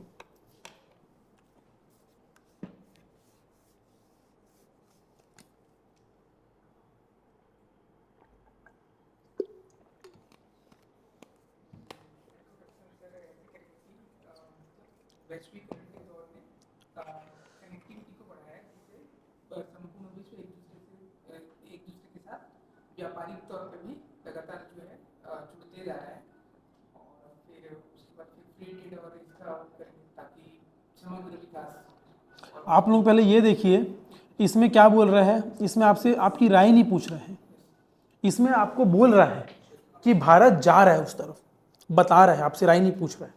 बोल रहा है कि भारत जो है वो मल्टीलेटरलिज्म को छोड़ के बाइलेटरलिज्म की तरफ जा रहा है, बहुपक्षीयता को छोड़ के द्विपक्षीयता की तरफ जा रहा है। तो आपको उसको क्या करना है? आपको उसको सपोर्ट करना है, आपको उसको सपोर्ट करना है। तो आप लोग आप जो बोले ग्लोबलाइजेशन की आप बात किए, उसको आपको उतना सपोर्ट नहीं करना है। क्यों? क्योंकि ग्लोबलाइजेशन जो है वो मल्टीलेटरलिज्म की बात करता है, लेकिन इसमें आपको क्या करना है? बाइलेटरलिज्म को सपोर्ट करना है। तो आप ग्लोबलाइजेशन का एग्जाम्पल कैसे दे सकते हैं? आप गवर्नमेंट की पॉइंट को ही निगेट कर रहे हैं। अगर इसमें क्या बोलता है एक्सप्रेस योर व्यूज, तब आप अपना व्यूज लिख सकते थे। इसमें तो आपकी व्यूज मांगा ही नहीं है, इसमें लिखा है how can these challenges be met. ठीक है, आप देखेंगे इंट्रोडक्शन आप कैसे करेंगे, देखेंगे आपको लिखा है इसमें जो विश्व का वैश्विक व्यापार व्यवस्था है वो बहुपक्षवाद विश्व व्यापार संघ नियम से टिल्टिंग फ्रॉम मल्टीलेटरलिज्म से टिल्ट कर रहा है, किसमें? प्रोटेक्शनिज्म की ओर टिल्ट कर रहा है। जो हमारा आपका ग्लोबल ट्रेड है वो मल्टीलेटरलिज्म से प्रोटेक्शनिज्म या फिर बाइलेटरल के ओर टिल्ट कर रहा है। बाइलेटरल की ओर टिल्ट कर रहा है, इसका मतलब ये क्या है? वो टैरिफ करेंगे, नॉन टैरिफ खेलेंगे, अपने दोस्त होंगे उनको ज़्यादा बढ़ावा देंगे, वो जो उनके दोस्त होंगे व्यापार में उनको ज़्यादा बढ़ावा देंगे। भाई रशिया है तो चलो इनके लिए सब कुछ थोड़ा इजी कर देते हैं, इंपोर्ट ड्यूटी इजी कर देते हैं, एक्सपोर्ट ड्यूटी इजी कर देते हैं, फ्रेंड शोरिंग जिसको बोलते हैं, कार्बन टैक्सेस है अपने देशों के लिए। क्यों? क्योंकि हम लोग बाइलेटरलिज्म की बात कर रहे हैं, द्विपक्षीयता की बात कर रहे हैं हम लोग। ठीक है, तो ये चारों पॉइंट आपका आ जाएगा द्विपक्षीयता में। ठीक है, फॉर इंडिया जिसका डेवलपमेंट स्ट्रेटेजी एक्सपोर्ट लेट होना चाहिए, जॉब रिच होना चाहिए, समावेशी विकास होना चाहिए। This brings risk and Windows of opportunity. इसमें रिस्क भी है लेकिन अपॉर्चुनिटी भी है। देख रहे हो, आप जो इंट्रोडक्शन कर रहे हो थोड़ा महत्वाकांक्षी है, आप जो इंट्रोडक्शन कर रहे हो थोड़ा सा महत्वाकांक्षी है। इसमें वही है जो क्वेश्चन में दिया था, पहले उसी को लिख दिया कि हम मल्टीलेटरलिज्म की तरफ से बाइलेटरल में जा रहे हैं, और बाइलेटरल में जाएंगे तो हम लोग को ये सब का आयाम अपनाना पड़ेगा। और उसके बाद में जो इंडिया की जो अप्रोच हमेशा से हुई है मार्केट को लेके, वो एक्सपोर्ट ओरिएंटेड रही है। चाहे आप अपना पहला पंचवर्षीय योजना देख लीजिए, दूसरी पंचवर्षीय योजना देख लीजिए, हमेशा हम लोग एक्सपोर्ट ओरिएंटेड रहे हैं। जॉब रिच मार्केट है, हमारी आईटी सर्विसेज इतनी अच्छी है कि हम लोग दूसरे देशों को जॉब प्रदान कर रहे हैं आईटी सर्विसेज में। और इंक्लूसिव ग्रोथ की हम लोग बात हमेशा करते हुए हैं, समावेशी विकास की। तो उसको लेके रिस्क भी आएगा और विंडोज ऑफ अपॉर्चुनिटी भी खुलेगी। ठीक है, ठीक है, ये आपका इंट्रोडक्शन हो जाएगा। अभी देखते हैं हम लोग बॉडी देखते हैं, बॉडी देखते हैं। बॉडी में हम लोग देखेंगे कि क्या क्यों बायलैटरल और मल्टीलैटरलिज्म में क्या फर्क है, पहले वो देखेंगे। ठीक है, देखेंगे आप चैलेंजेस देखेंगे। पहले देखेंगे आप लोग मार्केट एक्सेस। चैलेंजेस किसके देखेंगे हम लोग मल्टीलैटरलिज्म से बायलैटरल में क्यों जा रहे हैं, तो उसमें चुनौती क्यों आ रही है, चैलेंजेस क्या क्या है, हम लोग बहुपक्षीयता से द्विपक्षीयता में क्यों जा रहे हैं, कुछ चुनौती होगी तभी जा रहे हैं, सिंपल सी बात है। तो कौन कौन सी चुनौती है? सबसे पहली चुनौती है WTO, विश्व व्यापार संगठन। जो आपका WTO है वो क्या बोलता है, वो आपके खुले व्यापार को, फ्री ट्रेड को क्या करता है, बढ़ावा देता है। WTO जो होता है वो फ्री ट्रेड, खुले व्यापार के एक्सेस को बढ़ावा देता है, लेकिन समय के साथ WTO का जो कंप्लायंसेस है वो वीक हो गया है। अभी WTO की कोई नहीं सुनता, क्यों? क्योंकि WTO ऐसा लगता है कि WTO US की बॉडी है, अमेरिका संचालित चल रही है उसको, तो इसीलिए सब अपने देशों के साथ द्विपक्षीय रिश्ता बना रहे हैं, बायलैटरल ट्रेड एग्रीमेंट बना रहे हैं, जिससे WTO का हक कम होते जा रहा है। क्यों? Because WTO are weakening day by day. आप समझ रहे बात को? WTO के पास वो अधिकार नहीं रह गया है जो आज से 10 साल पहले था। अभी अमेरिका जब 50% टैरिफ लगाया तो WTO क्या कर रहा था? WTO को हस्तक्षेप करना चाहिए था, इंटरवेंशन करना चाहिए था, नहीं किया, क्योंकि अमेरिका उसकी सुनता भी नहीं करता। तो WTO का फिर क्या से रह गया वर्ल्ड मार्केट में? कोई से नहीं रह गया, सिंपल सी बात है। पहला पॉइंट वही बोल रहे हैं। WTO की जो आपकी अपील काउंसिल थी, जो आपकी WTO अपीली निकाय के निष्क्रिय होने के कारण नियम आधारित पूर्वानुमान कमजोर हो गया है। ठीक है, rule based predictability has weekend. क्योंकि रूल बेस्ड अगर होता तो ये ट्रम्प को पता होता कि अगर मैं 50% टैरिफ कर रहा हूं तो मैं WTO के अगेंस्ट जा रहा हूं, लेकिन उसको फर्क ही नहीं पड़ा। रूल बेस्ड प्रेडिक्टेबिलिटी क्या था? वीक हो गया है। आप समझ रहे हैं क्या हो गया? वीक हो गया है। ठीक है, तो ये पहला पॉइंट है कि कौन कौन सी चैलेंजेस है जिसकी वजह से हम लोग बहु की जगह में बहुपक्षीय या द्विपक्षीय में जा रहे हैं। फ्री ट्रेड क्या वीक होने का रीजन यही है ना कि WTO में सबसे ज्यादा शेयर एक तो US का है, और WTO जो है वो कहीं ना कहीं वेस्ट ओरिएंटेड है, मतलब वेस्टर्न ट्रेड को ज़्यादा बढ़ावा देता है, और जो आपकी ईस्टर्न ट्रेड हो गया, सिंगापुर, आपका ये इधर के जितने भी कंट्रीज हो गए, लाओस, कंबोडिया, इंडोनेशिया, मलेशिया, इन मार्केट को उतना एक्सेस नहीं देता है। और आप लोग जब WTO पढ़ोगे तो आप लोग और डिटेल में मैं आप लोगों को बताऊंगा WTO का क्यों वीकेंड हुआ। ठीक है, ठीक है। अभी दूसरा है कार्बन प्रोटेक्शनिज्म। कार्बन प्रोटेक्शनिज्म, ठीक है। अभी आप लोग देखेंगे जो EU है, यूरोपियन यूनियन है, यूरोपियन यूनियन का अपना एक अप्रोच है, कार्बन एडजस्टमेंट मैनेजमेंट का उनका एक अपना अप्रोच है, जिसके तहत हम लोग जो भी स्टील, सीमेंट निर्यात कर रहे हैं EU में, उन लोग रोक देते हैं, उन लोग निर्यात हमारा आने नहीं देते। क्यों? उन लोग बोलते हैं ये हमारे स्टैंडर्ड में नहीं एप्लीकेबल है। आप अगर EU में, यूरोप में और US में कुछ भी चीज़ भेज रहे हो तो उनके स्टैंडर्ड को कंप्लाई आप लोगों को करना पड़ेगा। जैसे कि अगर आप लोग इंडियन दवाई भेज रहे हो US में तो आप लोगों को FDA कंप्लायंस होना पड़ेगा। अमेरिका का जो आप लोगों को वो मिलता है, मेडिकल से जो अप्रूव मिलता है, आप लोगों को FDA कंप्लायंस होना पड़ेगा। ठीक है, तो EU का जो कंप्लायंसेस है वो CBAM अप्रोच पे चलते हैं, जो कि काफ़ी स्ट्रिक्ट है। यदि हम लोग किसी यूरोप कंट्री से अपना बायलैटरल रिलेशन बना ले तो हो सकता है हम लोग को इस अप्रोच में रिलैक्सेशन मिल जाए। इसीलिए हम लोग क्या कर रहे हैं, मल्टीलेटरल से बायलैटरल हो रहे हैं। चुनौती है एक, आप समझ रहे बात को? जो EU का अप्रोच है जहां पे इंटेंसिव, हम लिखा है intensive Indian export, steel, cement, threatening environmental sustainability. किसको थ्रेट कर रहा है ये?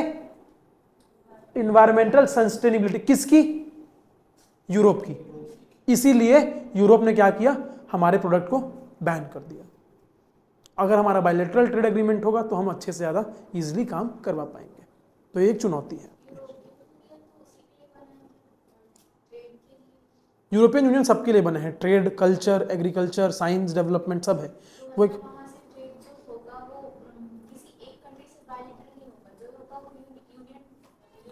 नहीं, यूरोपियन यूनियन के संघ हो तो आपको उनके कंप्लाइंसेस को फॉलो करना पड़ेगा। लेकिन हर एक कंट्री भी अपना एक ट्रेड एग्रीमेंट कर सकती है देश से, कोई दिक्कत नहीं है। यूरोपियन यूनियन में तो जितने यूरोप के देश है ना, वो सब बना के एक यूनियन में आए हैं। आप लोग पढ़ोगे यूनियन क्या होता है, कस्टम यूनियन क्या होता है, सिंगल, एक ये सब ट्रेड एग्रीमेंट के टाइप्स हैं। Custom union, trade union, single union, comprehensive economic partnership agreement, FTA, bilateral trade, multilateral trade, ये सब ट्रेड के टाइप्स हैं। अब हर एक ट्रेड में अपने अपने राइट्स मिले हुए हैं। किसी ट्रेड्स में आप ह्यूमन को मोबाइल कर सकते हो, मतलब ह्यूमन को यहाँ से वहाँ भेज सकते हो, लेकिन किसी प्रकार के ट्रेड में हम लोग मानव को इधर से वहाँ नहीं भेज सकते। अलग अलग ट्रेड का अलग अलग एग्रीमेंट है, ठीक है। तो जो EU है, EU के अंदर सिंगल वीज़ा लगता है। अगर आप EU में जाएंगे तो अगर आप लोगों के पास EU का वीज़ा है तो आप पूरे यूरोप की कंट्रीज घूम सकते हैं बिना सिर्फ सिंगल एक वीज़ा के। यूरोप के सिंगल एक वीज़ा के आप लोग घूम सकते हैं। यूरोप में पूरा आप व्यापार कर सकते हैं सिर्फ एक सिंगल EU के अप्रूवल के बाद, ऐसा है, ठीक है। एक सिंगल है, तभी आप देखेंगे पूरे EU में यूरो चलता है, एक करेंसी, सिंगल करेंसी चलता है यूरो में, ठीक है, ठीक है। तीसरा है आपका सप्लाई चेन ब्लॉक्स, ठीक है। जो फ्रेंड शोरिंग है ये क्रिएट कर रहा है gated value chain. Friend shoring है ये क्रिएट कर रहा है गेटेड वैल्यू चेन। अब मान लीजिए पाकिस्तान और चाइना में दोस्ती है, पाकिस्तान चाइना में दोस्ती है, तो पाकिस्तान तो चाइना को बचाएगा ना हमेशा। अब भारत कितना अच्छा से भी अच्छा बना ले, लेकिन वो भारत को घुसने नहीं देगा अपने मार्केट में। क्यों? क्योंकि उसकी चाइना से दोस्ती है, वो चाइना से माल लेगा, चाइना से एक्सपोर्ट लेगा। इसी को बोलते हैं फ्रेंड शोरिंग। तो जो फ्रेंड शोरिंग है वो एक गेट बना दे रहा है जो इंडिया के ट्रेड को ब्लॉक कर रहा है, ठीक है। इंडिया का जो ट्रेड है उसको ब्लॉक कर दे रहा है। क्यों? क्योंकि दोस्ती की वजह से एक गेट, एक दीवार पैदा हो गई है। दोस्ती की वजह से एक दीवार पैदा हो गई है, इसे बोल रहा है friend shoring creates gated value chain, ठीक है, ठीक है।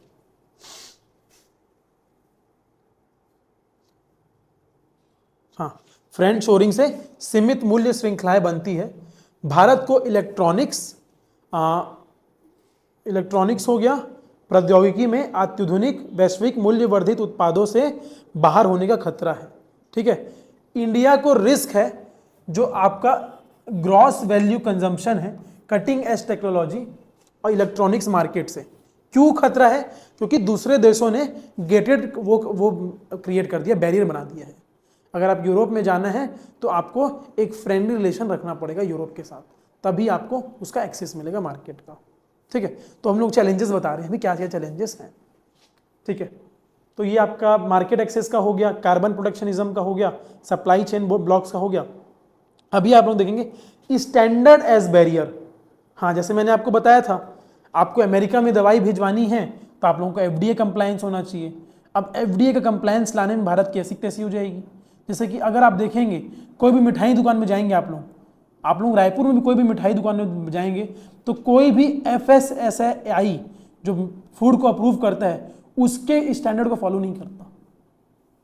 अगर कोई भी कभी भी कोई फूड ऑफिसर उसमें अगर इंस्पेक्शन करे तो सब में वो फाइन मार के आएगा, सब में फाइन मार के आएगा। इसीलिए हर मिठाई दुकान वाले पहले ही उनको जाके पैसा दे देते हैं, ये लो दिवाली आने वाली है, रक्षाबंधन आने वाली है, प्लीज़ यहाँ मत दिखना, ये लो पैसा आपको। होता है ऐसा, क्योंकि मुझे पता है, मेरे कुछ फ्रेंड्स हैं जिनकी मिठाई की शॉप है, वो करते हैं। क्योंकि अगर GST ऑफिसर या फूड ऑफिसर अगर उनके ऑफिस में आ गया सबके सामने तो वहीं ताला बांध के जाएगा, फिर दुकान बंद, धंधा चौपट। इस वजह पहले ही पैसे दे दो, क्योंकि जो कंप्लाइंसेस है काफ़ी टाइट है। जब इंडिया के ही कंप्लाइंसेस इतने टाइट है तो अमेरिका यूए क्या हम लोग वो कंप्लाइंसेस फॉलो करेंगे? उसी की बात कर रहे हैं। स्टैंडर्ड जो है वो बैरियर बन रहा है, जो स्टैंडर्ड है, जो मानक है, वो क्या बन रहा है? बाधा बन रही है, ठीक है। Private standard, conformity assessment and sustainability level act as hidden tariff. समझ लो ये क्या है? अपने आप में एक टैरिफ क्रिएट कर रहा है, टैरिफ क्रिएट कर रहा है अपने आप में, ठीक है।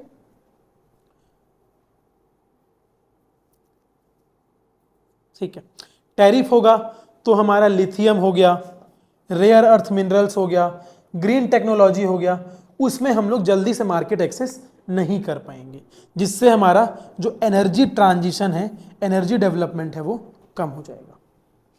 सिंपल पॉइंट है, जिससे ऊर्जा परिवर्तन प्रभावित हो सकती है, ठीक है। लिखा है ना, निजी मानक, अनुरूपता, मूल्यांकन और स्थिरता लेबल छिपे हुए शुल्कों के रूप में कार्य करती है। हिडन फीस, महत्वपूर्ण खनिजों पर शुल्क युद्ध, लिथियम, दुर्लभ मुद्रा और ये आपका हरित प्रौद्योगिकी घाटकों तक पहुंच सीमित हो सकती है, जिससे ऊर्जा परिवर्तन प्रभावित हो सकती है। ठीक है, आगे बढ़े। चैलेंजेस चल रहे हैं, अभी और भी चैलेंजेस आएंगे। आप लोग इतने चैलेंजेस में से अगर 2-3 चैलेंजेस भी याद है तो आपका आंसर फुलफिल हो जाएगा। 150 वर्ड्स का ही आपका आंसर है ना। तो हम लोग तो 4-7-8 चैलेंजेस पढ़ लिए, आप लोगों को एग्जाम में 3 भी आएगा तो आप लोगों का आंसर बन जाएगा। ठीक है, देखते हैं अगला। ठीक है, हाँ, जो आपके आईपीआर और इन्वेस्टमेंट स्क्रीनिंग है, जो आपके इंटेलेक्चुअल प्रॉपर्टी राइट है, आपके जो बौद्धिक संपदा अधिकार है, आईपीआर है और निवेश जांच है, वो क्या कर रहा है, आपके कैपिटल, मान लो आप लोगों ने कुछ बनाया प्रोडक्ट, अब वो प्रोडक्ट की स्क्रीनिंग में टाइम लग गया है 2 महीने 3 महीने का। अब आपकी जो वर्किंग कैपिटल है, आपकी लेबर है, वो पूरी लगी हुई है, लेकिन आपका अप्रूवल नहीं हो पा रहा है जस्ट बिकॉज ऑफ स्क्रीनिंग, जिसकी वजह से क्या होगा, आपकी वर्किंग कैपिटल हैम्पर होगी, आप अपने लेबर लोगों को अच्छे से पैसा नहीं दे पाओगे, उत्पाद अच्छे से नहीं कर पाओगे। क्यों? क्योंकि आपका तो अप्रूवल में ही रुका हुआ है बिकॉज ऑफ कंप्लायंसेस। ठीक है, तो वही बोल रहा है, स्क्रीनिंग की वजह से भी आपके जो वो हैं ट्रेड हैं वो बैरियर क्रिएट हो सकते हैं, इसीलिए वो भी एक प्रकार की क्या है, चुनौती है, चैलेंजेस है। अभी हम लोग सिर्फ चुनौती की बात करें, चैलेंजेस की बात कर रहे हैं। लिखा ना, can slow capital and know how and internal security overlay on trade. क्या बोल रहा है, अगर हम कोई भी देश में कुछ भी वो कर रहे हैं, एक्सपोर्ट कर रहे हैं, तो वो क्या होगा, मान लो हम लोग एक्सपोर्ट कर रहे हैं कोई चिप, मान लो कोई हम लोग सेमीकंडक्टर चिप को एक्सपोर्ट कर रहे हैं, तो उनकी इंटरनल सिक्योरिटी में भी जांच होगी कि भाई ये कोई ऐसा स्पैम तो नहीं भेज रहे हैं जिससे हमारे देश की साइबर सिक्योरिटी को खतरा है, तो उसकी भी जांच होगी, जिसकी वजह से हमारा कैपिटल क्या होगा, स्लो हो जाएगा, वर्किंग कैपिटल हमारा स्लो हो जाएगा। ठीक है, दूसरा देखेंगे आप लोग, जो प्रोटेक्शन होता है, जो आपका टैरिफ होता है, वो आपके लेबर इंटेंसिव सेक्टर को भी प्रभाव डालता है, श्रम प्रधान क्षेत्रों को भी प्रभाव डालता है। आप लोगों को पता होगा लेबर इंटेंसिव सेक्टर कौन सा होता है, कपड़ा हो गया, आपका टेक्सटाइल मार्केट हो गया, खिलौनों का मार्केट हो गया, चमड़ों का मार्केट हो गया, ये सब आपका लेबर इंटेंसिव मेथड्स है, जहाँ पे मशीन्स काम नहीं करती है, जहाँ पे लेबर से काम करवाना पड़ता है, टेक्सटाइल, लेदर। तो इससे क्या होगा, अगर मान लो प्रोटेक्शनिज्म बढ़ गया, जैसे अमेरिका ने 50% टैरिफ कर दिया, तो टैरिफ के साथ साथ उन लोग लेबर पे भी फाउंडेशन डाल देते हैं कि भाई 1 साल में भारत से अमेरिका सिर्फ 50 लोग आ पाएंगे, अब वो 50 लोग से ऊपर नहीं आ पाएंगे। तुम लोगों को क्या लगता है अमेरिका में कोई भी जा सकता है? नहीं, उनकी एक लिमिट होती है कि आप साल भर में इतने ही आदमी आ सकते हैं कुछ टाइम पीरियड के लिए। और अमेरिका का वीज़ा पाना इसीलिए इतना मुश्किल ईजी नहीं है। अमेरिका के वीज़ा के लिए अच्छे के पसीने निकल जाते हैं, वीज़ा नहीं मिलता अमेरिका का। हाँ, आप एजुकेशन के लिए गए हैं, 1 दिन के लिए गए हैं, 2 दिन के लिए घूमने के लिए गए हैं, अलग बात है, लेकिन आप घूमने में भी वीज़ा नहीं मिलता वैसे तो जल्दी से, लेकिन रहने के लिए तो छोड़ ही दीजिए फिर आप वीज़ा, जब तक आपका कोई अच्छा कॉन्टैक्ट नहीं है, वहाँ के पॉलिटिकल कनेक्ट नहीं है, आपकी जान पहचान नहीं है आपकी अच्छी, है ना। तो वही है, जब प्रोटेक्शन लगता है तो सिर्फ गुड्स पे नहीं लगता, सर्विसेज पे भी लगता है, ह्यूमन में भी लगता है, सब चीज़ में लगता है। ठीक है, वो टैरिफ लगा रहे 50%, तो ह्यूमन टैरिफ भी लगा रहा होगा वो। आप समझ रहे हो बात को? आप डिटेल में तो नहीं गए हो, आप गवर्नमेंट की पॉलिसी तो नहीं देखे हो कि भाई कहाँ कहाँ टैरिफ लगा, है ना। ठीक है, जियो पोलिटिकल रिस्क। ठीक है, अभी देखेंगे मेडिटेरियन सी में आपकी जो आपका ये है गल्फ है, जो आपका गल्फ है, पर्सियन गल्फ हो गया आपका, इसमें आपके डिसरप्शन आए दिन चलते रहते हैं, कभी इजिप्ट के कारण, कभी आपके सऊदी अरब में लड़ाई चल रही है, कभी सीरिया में लड़ाई चल रही है, जिसके हिसाब से जो सी लेन है, जो इंडियन ओशियन से लेके यूरोप तक का रास्ता है, वो हमेशा प्रभावित रहता है, इम्पैक्टेड रहता है, जिसकी वजह से क्या हो रहा है, ट्रेड नहीं हो पा रहा प्रॉपरली ट्रेड नहीं हो पा रहा। ठीक है, तो ये चुनौती है ना भाई, मल्टीलैटरल ट्रेड के लिए सब क्या है, चुनौती है। ठीक है, जिससे क्या होगा, इंडिया की जो एक्ट ईस्ट पॉलिसी है, आप लोग पढ़े होंगे IR में, एक्ट ईस्ट पॉलिसी पढ़े होंगे आप लोग इंडिया की, वो प्रभावित होगी। आपकी ये भी एक पॉलिसी है, IMEEC भी पॉलिसी है, वो भी प्रभावित होगी। फुल फॉर्म कुछ है मैरीटाइम करके है, देख लेना, तो आप लोग पढ़ोगे तो पढ़ जाओगे। ठीक है, समुद्री मार्ग में व्यवधान से माल बीमा की वृद्धि होगी, जिससे भारत की एक्ट ईस्ट और IMEEC में आकांक्षाओं पर असर पड़ेगा। ठीक है, अभी आप लोग इसका पहले आप लोगों ने चैलेंजेस किया, इंट्रोडक्शन किया था, फिर हम लोगों ने चैलेंजेस पढ़ा, फिर आप लोग एक पॉइंट लिख देंगे, फिर आप लोग कंक्लूड कर देंगे अपना आंसर। देखेंगे पॉइंट देखेंगे। विश्व वस्तु निर्यात, मर्चेंडाइज एक्सपोर्ट मतलब गुड्स की एक्सपोर्ट की बात कर रहे हैं। मर्चेंडाइज मतलब ऐसे एक्सपोर्ट जिसको हम लोग छू सकते हैं, टेंजिबल एक्सपोर्ट। ठीक है, मर्चेंडाइज एक्सपोर्ट की बात कर रहे हैं तो इंडिया पूरे वर्ल्ड में 2% मर्चेंडाइज एक्सपोर्ट करता है, और जब सर्विसेज की बात करें, सेवाएं की बात करें, तो 4 से 5% कंट्रीब्यूट करता है, जिसमें से आपका मध्यम और लघु business, micro and small medium enterprises contribute कर रहा है कितना, 45%। वस्तु के निर्यात का सिर्फ 45% MSME सेक्टर आपको कंट्रीब्यूट कर रहा है। ठीक है, और डेटा कहां से आ रहा है, इकोनॉमिक सर्वे से आ रहा है। डेटा कहां से आ रहा है, इकोनॉमिक सर्वे से आ रहा है। ठीक है, तो इसमें क्या लिखा है, ये मतलब दिखा रहा है कि इंडिया का वर्ल्ड का एक्सपोर्ट कम है। ये पॉइंट क्या बोल रहा है, इंडिया का देखो, क्योंकि ये पॉइंट यहां से निर्धारित हो रहा है। इंडिया, यहां पे देखेंगे आप, भारत में 1 दर्जन से ज्यादा मुक्त व्यापार समझौते लागू हैं।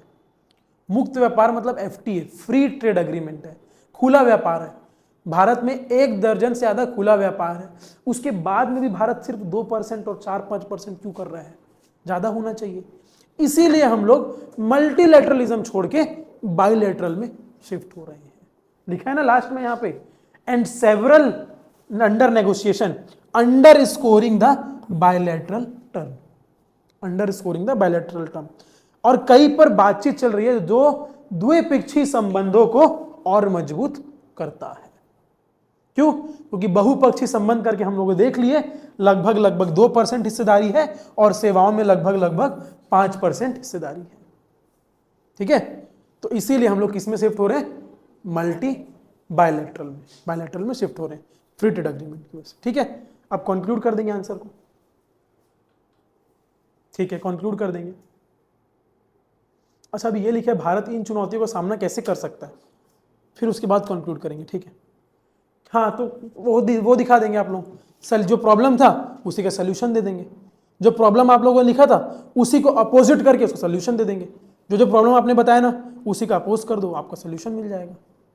वैसे ही करते हैं ना हम लोग, एडवांटेज बताते हैं, जो एडवांटेज था उसी को निगेट कर दोगे तो डिसएडवांटेज हो जाएगा। सेम चीज करो। ठीक है, देखेंगे हम लोग 2 ट्रैक ट्रेड स्ट्रेटेजी, द्विमार्गी व्यापार रणनीति। हम लोग क्या करेंगे, हाई एम्बिशन FTA मतलब फ्री ट्रेड एग्रीमेंट UK से बनाएंगे, EU से बनाएंगे, और उसको क्या करेंगे और एक्सपेंड करेंगे। UK से बनाएंगे, EU से बनाएंगे, और उसको और एक्सपेंड करेंगे। और अभी क्या हो रहा है, एक नया आपका विश्व व्यापार संगठन पैदा हो रहा है, जिसको बोलते हैं हम लोग ग्लोबल साउथ। ग्लोबल साउथ ऐसा, जितने भी विकासशील देश हैं, जो गरीब देश हैं, मेनली अफ्रीका के जितने भी देश हैं, ये सबको हम लोग ग्लोबल साउथ बोलते हैं। और ग्लोबल नॉर्थ किसको बोलेंगे, जो एकदम विकसित देश है, जो एकदम अमीर देश है, अमेरिका, आपका यूरोप, इनको हम लोग ग्लोबल नॉर्थ बोलते हैं। और ग्लोबल साउथ किसको बोलते हैं, अफ्रीका। और कहीं ना कहीं आप देखोगे, अगर आप वर्ल्ड मैप देखोगे, ये आपका वर्ल्ड मैप है, तो ये अमेरिका, ये यूरोप आपका, हेलो, ठीक है, आप लोग देखेंगे इधर अमेरिका है ऊपर में, फिर कनाडा है आपका यहाँ पे पूरा आपका यूरोप है, ये नॉर्थ हो गया। मैप के हिसाब से देखेंगे तो नॉर्थ हो गया। साउथ में इधर आपका अफ्रीका है, इधर आपका लैटिन अमेरिका है, ये आपका वेनेजुएला, कोलंबिया, ये सब इधर आ जाएगा। तो एक डिवाइड बन रहा है, देखो एक डिवाइड बन रहा है, ये ग्लोबल नॉर्थ है और ये ग्लोबल साउथ है। जितने भी गरीब देश हैं सब ग्लोबल साउथ में आ जाएंगे, जितने भी अमीर देश हैं सब ग्लोबल नॉर्थ में आ जाएंगे। ठीक है, तो ये एक डिवीजन बन रहा है। आप समझ रहे बात को। तो ये क्या बोल रहा है, हम अपने FTA को बढ़ाएंगे, EU में बढ़ाएंगे, UK में बढ़ाएंगे, और हम लोग अपना रिश्ता और मजबूत करेंगे किनसे, ग्लोबल साउथ से। लिखा है ना, डीपनिंग और मजबूत करेंगे किससे, ग्लोबल साउथ से, जैसे कि अफ्रीका हो गया आपका। ठीक है, वैश्विक दक्षिण गलियारा अफ्रीका LAC को गहन करते हुए उच्च महत्वाकांक्षी FTA UK EU विस्तारित FTA परिणाम संपन्न करना। ठीक है, दूसरा दूसरा यही है कि हम अपने क्वालिटी और स्टैंडर्ड को बढ़ाएंगे। अगर हम अपने क्वालिटी और स्टैंडर्ड को बढ़ाएंगे तो जिससे क्या होगा, हम लोग को कंप्लायंसेस जल्दी क्लियर होगा। हम लोगों ने नेगेटिव में क्या लिखा था चुनौती में कि कंप्लायंसेस जल्दी से नहीं मिलता है, स्क्रीनिंग में टाइम लग जाता है, जिसकी वजह से कैपिटल स्लो हो जाता है। लेकिन इसमें क्या करेंगे हम लोग, अपने ही क्वालिटी को हम लोग बढ़ाएंगे, ठीक है, जिसके हिसाब से कंप्लायंसेस जल्दी हो जाएगा। नेशन वाइड QCO, QCO मतलब क्या होता है? QCO quality control order. Quality control order, आप लोग कभी भी कहीं भी QCO पढ़ेंगे तो यही होता है कि आप लोग क्वालिटी कैसे कंट्रोल कर सकते हैं, ठीक है। दूसरा आपका हो गया NABL लैब्स, ये मेडिकल वालों को पता होगा, national accredited biology lab. I guess B से आई डोंट नो बायोलॉजी की क्या है, बस नेशनल एक्रेडिटेड लैब पता है मेरे को, बी से आई गेस पता नहीं, बायोलॉजी हो सकता है। तो ये लैब्स होगा, ये मतलब जो भी आपके लैब के संबंधित, बायो के संबंधित जो भी स्क्रीनिंग होंगी उसकी अप्रूवल को और फास्ट करेगा ये, ठीक है। Assessment and brand equality quality to convert standard from barrier to bridge, मतलब जो बैरियर था वो क्या होगा आपका, ब्रिज बनेगा, पुल बनेगा आपका, वो बैरियर नहीं रहेगा। मानकों का बाधा से सेतु में बदलने के लिए, बाधा से सेतु में बदलने के लिए राष्ट्रव्यापी QCO, nation wide quality control order, NABL प्रयोगशाला, अनुरूपता मूल्यांकन और ब्रांड इंडिया गुणवत्ता, ठीक है। तीसरा बोल रहा है डोमेस्टिक मार्केट को इंटीग्रेट करेंगे। भाई दार्जिलिंग में चाय बन रहा है, छत्तीसगढ़ पहुंचने में 1 महीना लग जा रहा है, तो बाहर जाने में कितना टाइम लगेगा? तो क्या करेंगे, जल्दी से जल्दी डोमेस्टिक मार्केट को इंटीग्रेट करेंगे ताकि ज़्यादा से ज़्यादा हम लोग ट्रेड कर पाएँ, ज़्यादा से ज़्यादा हम लोग खुला व्यापार कर पाएँ, फ्री ट्रेड कर पाएँ। डोमेस्टिक मार्केट को इंटीग्रेट करेंगे। भाई अगर दार्जिलिंग से चाय आ रहा है तो कॉफ़ी केरला से आ रहा है, सभी को हम लोग को इंटीग्रेट करना पड़ेगा ना, ठीक है। और ये आर्टिकल की बात इसलिए की है क्योंकि जो आर्टिकल 301 और 304 है वो ट्रेड की बात करता है, अंतरराज्यीय और क्या बोलते हैं आपका इंटर स्टेट और इंट्रा स्टेट। इंटर स्टेट मतलब अलग अलग राज्यों के बीच, इंट्रा स्टेट मतलब एक ही राज्यों के अंदर, ठीक है। तो उनके ट्रेड की बात करता है आर्टिकल अनुच्छेद 301 से लेके अनुच्छेद 304, वो ट्रेड की बात करता है। जब आप लोग पढ़ोगे आगे तो समझ में आएगा। अंतरराज्यीय व्यापार को घर्षण मुक्त रखने के लिए अनुच्छेद 301 4 न्याय शास्त्र। और ये एग्जाम्पल दिया आपका, ये एग्जाम्पल कहाँ है आपका, दिख भी नहीं रहा है। अतियाबारी टी, ऑटोमोबाइल ट्रांसपोर्ट, आप दार्जिलिंग टी भी लिख सकते हैं, केरला कॉफ़ी भी लिख सकते हैं, आप लोग डोसा लिख सकते हैं, फेमस डोसा बैटर जो होता है, जो भी हम लोग एक्सपोर्ट करते हैं, कुछ भी आप लोग एग्जाम्पल जो फेमस है, कांजीवरम साड़ी लिख सकते हैं आप लोग, ठीक है। अच्छा ये पॉइंट मिस रह गया, लॉजिस्टिक एंड टाइमलाइंस। हाँ, जितनी अच्छा हम लोग लॉजिस्टिक्स अपना बढ़ाएंगे उतनी जल्दी हमारा तो क्या है, फ्रेट है, जो माल वाहक है हमारा, जल्दी से जल्दी मार्केट उसका हम लोग बढ़ा। जैसे हम लोग देखेंगे PM गति शक्ति, जो कि गवर्नमेंट की बहुत ही फ्लैगशिप स्कीम है, जो कि आधारभूत संरचना इंफ्रास्ट्रक्चरल डेवलपमेंट को पुश करने की बात कर रहा है। इंफ्रास्ट्रक्चरल डेवलपमेंट को पुश करने की बात करता है PM गति शक्ति जो मॉडल है, ठीक है। सागरमाला विकास हो गया आपका। सागरमाला क्या है, सागरमाला क्या है, सागरमाला स्कीम क्या है भाई? आप लोग पढ़े होंगे भारतमाला और सागरमाला।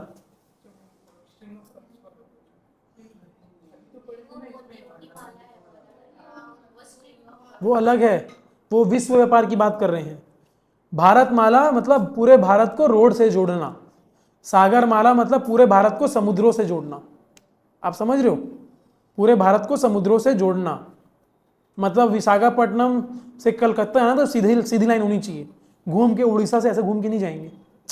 सब देशों को जोड़ना है, नदियों को एक दूसरे से जोड़ना है, कनेक्टिविटी लानी है हम लोग को, सागरमाला, ताकि उससे जो व्यापार हो वो बहुत ईजी हो सके। समझ रहे हो बात को? और भारतमाला में रोड जोड़ रहे हैं, राजमार्ग मतलब नेशनल हाईवे को हम लोग कनेक्ट कर रहे हैं एक दूसरे से, वो भारतमाला परियोजना है भारत की। और वो दोनों कहीं ना कहीं इससे इंटीग्रेटेड है, PM गति शक्ति से। भारतमाला भी है और सागरमाला भी है, ठीक है। तो आप लोग ये सब बात करो थोड़ा अच्छे लगोगे, भारतमाला, सागरमाला, तो नहीं तो लिखोगे कि infrastructure is important for the development of country, तो नहीं मजा आएगा फिर, समझ रहे हो? आप लोग लिखोगे infrastructure is important for the development of country, नहीं, वहीं इंफ्रास्ट्रक्चर की जगह आप ये बात कर देंगे पीएम गति शक्ति, समझ में आ जाएगा सामने वाले को कि इंफ्रास्ट्रक्चर की बात कर रहे हैं, क्योंकि ये उसके लिए ही है वो, ठीक है। ये हो गया आपका, ये हो गया आपका, ठीक है। सीधी सी बात है भाई, हम लोग अपनी कुशलता बढ़ाएंगे।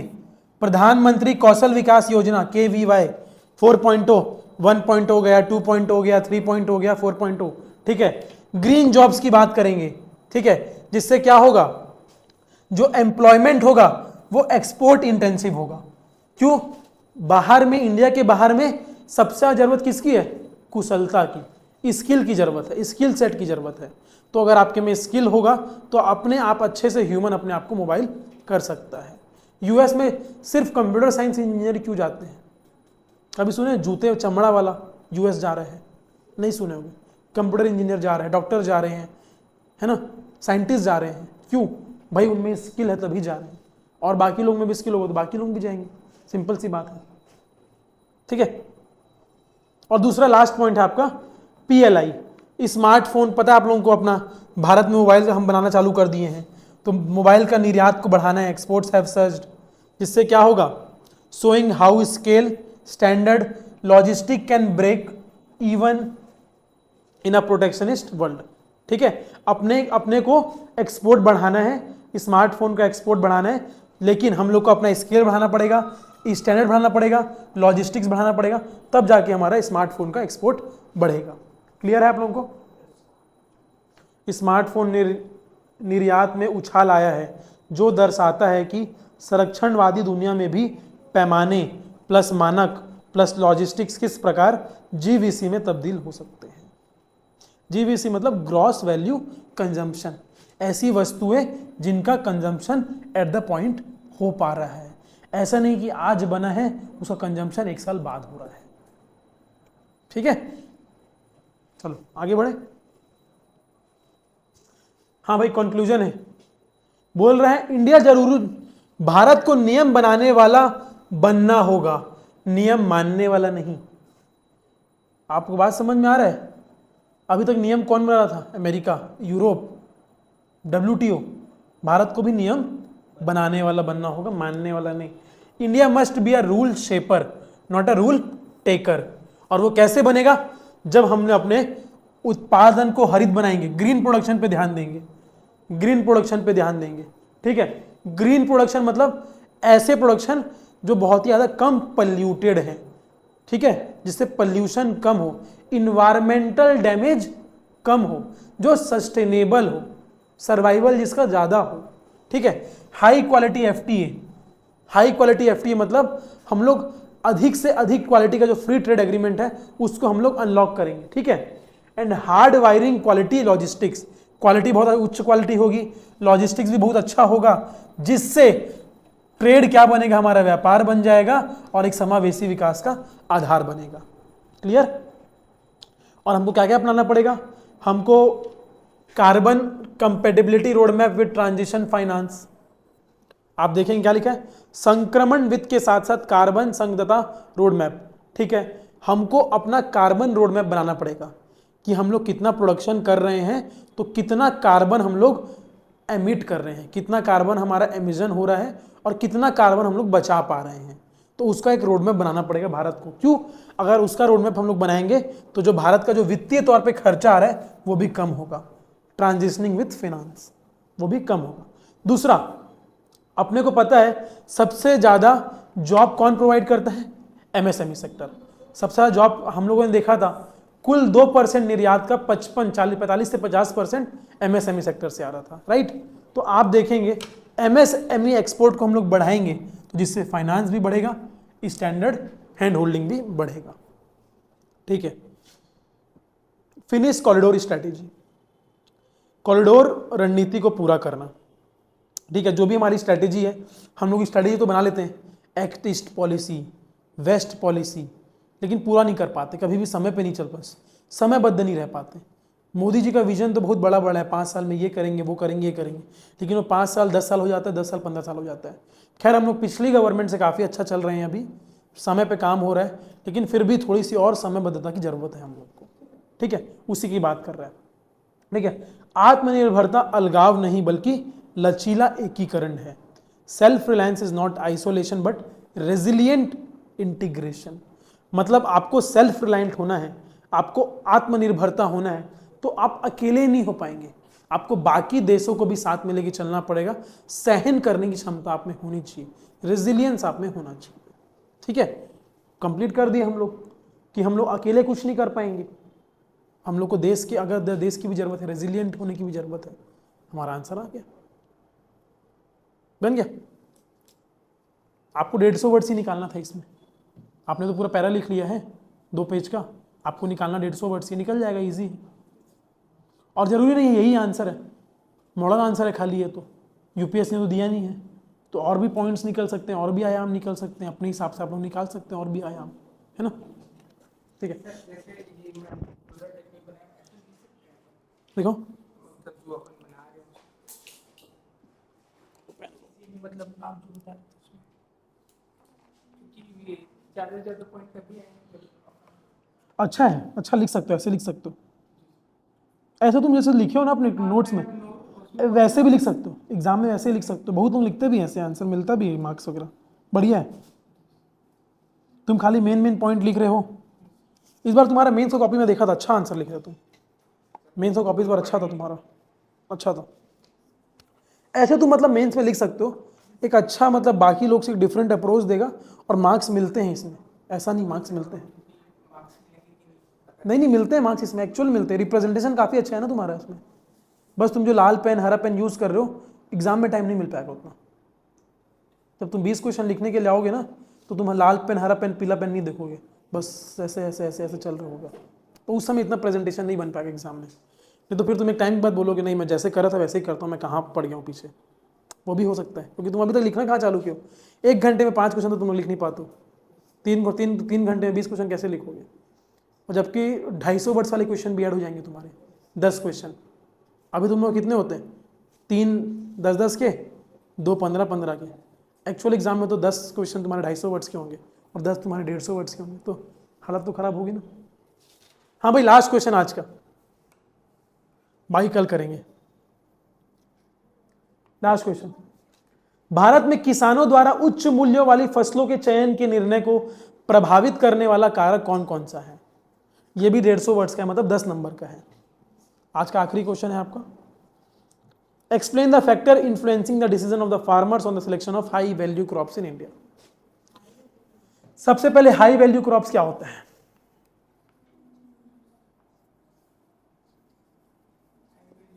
जो कम लागत में ज़्यादा अपने को नहीं, हाई वैल्यू मतलब जिसका अच्छा पैसा मिलता हो, मुनाफा मिलता हो। जैसे गन्ना हो गया, वो दाल से हमको ज़्यादा मुनाफा देगा। हाँ बिल्कुल, गन्ना तो मान लो तुम प्याज बेचते हो 20 रुपए किलो, वहीं तुम सेब बेचते हो 150 रुपए kilo. Profitable high value crops कौन सा है? सेब। जितने भी फ्रूट्स हैं ये सब आपके हाई वैल्यू क्रॉप्स हैं, जितने भी फ्रूट्स हैं आपके हाई वैल्यू क्रॉप्स हैं। दूसरा आपके मसाले, जितने भी स्पाइसेस हैं ये भी आपके हाई वैल्यू क्रॉप्स हैं। अगर आप देखेंगे, भले ही मसाले की वैल्यू इंडिया में नहीं है, बट इंडियन स्पाइसेस की वैल्यू इंडिया के बाहर बहुत ज़्यादा है और डबल प्राइस में बिकता है इंडियन स्पाइसेस। तो आप लोग देखेंगे हाई वैल्यू जब क्रॉप की बात करते हैं तो हम लोग राइस, वीट, सीरियल्स ये सब छोड़ के हम लोग किसकी बात करते हैं? Fancy vegetables, fruits, spices, mainly horticulture industry की हम लोग बात करते हैं। किसकी बात करते हैं? हॉर्टिकल्चर इंडस्ट्री की बात करते हैं। हॉर्टिकल्चर क्या होता है?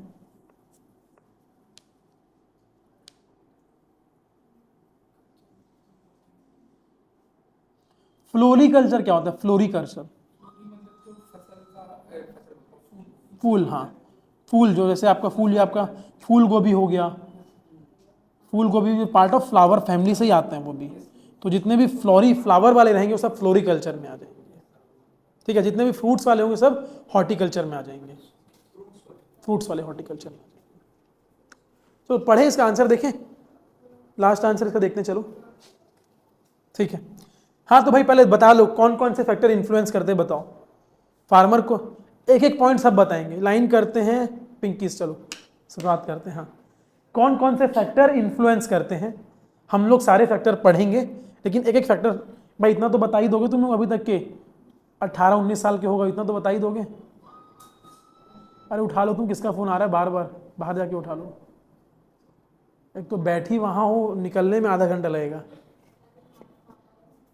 चलो तुम बताओ, क्या फर्टिलाइजर? मतलब एक स्पेसिफिक फर्टिलाइजर, जैसे कि कुछ जो वो रहते हैं, फ्रूट्स रहते हैं, कुछ फ्रूट्स रहते हैं, उन लोगों को अलग फर्टिलाइजर चाहिए रहता है। तो उससे फार्मर क्यों उसमें प्रेरित होगा? फार्मर क्यों प्रेरित हो रहा है राइस वीट को छोड़ के हाई वैल्यू क्रॉप्स में जाने के लिए? वो क्वेश्चन है ये। एक एक करके बोलना, सबको बताऊंगा, सबकी लाइन बारी आएगी। हाँ बोलो, नहीं पता, बताओ। पहले तो प्राकृतिक कारण, एक ही बताओ, एक ही बताओ। मतलब एक ही के प्राकृतिक कारण, उसमें जलवायु हो सकती है वहाँ की, और मिट्टी हो सकती है। बिल्कुल, बहुत अच्छा पॉइंट है, जलवायु और मिट्टी। बहुत अच्छा पॉइंट है। क्लाइमेटिक कंडीशन भी डिपेंड करता है। भाई कश्मीर में आप चावल उगाओगे तो नहीं उगेगा, ठंडा इलाका है, तो क्लाइमेटिक कंडीशन भी वहाँ की वैल्यू करती है। हाँ भाई अब बताओ, उर्वशी बताओ दूसरा पॉइंट। गुड पॉइंट, एक्स्ट्रा पैसा कमाने के लिए। भाई फार्मर इतने सुसाइड कर रहे थे, उनको वैल्यू नहीं मिल रही थी, पैसा नहीं मिल रहा था, अब वो यहाँ पे बन के सोच रहे हम लोग कम कहीं ना कहीं 1000 पति नहीं तो लखपति बन जाएंगे। तो ठीक है भाई। हाँ तुम बताओ, बताओ। बहुत फैक्टर है, एक फैक्टर नहीं, बहुत फैक्टर है।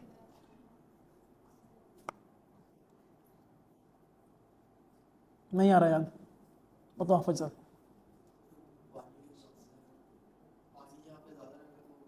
बहुत अच्छा पॉइंट बोले, इरिगेशन फैसिलिटी, सिंचाई की बात कर रहे हो आप। हाँ अच्छा पॉइंट था। हाँ भाई दिशा, तो वो तो हो गया ना पहला पॉइंट, क्लाइमेट वाला हो गया।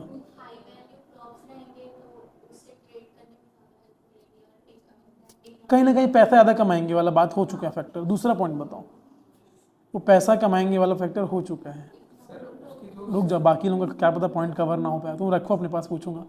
हाँ बताओ भाई, एक एक पॉइंट ही बताना है तुम चारों के पीछे वाले।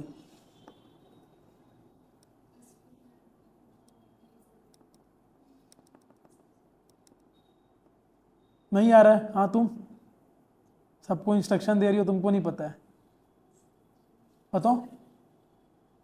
तुम बताओ निधि।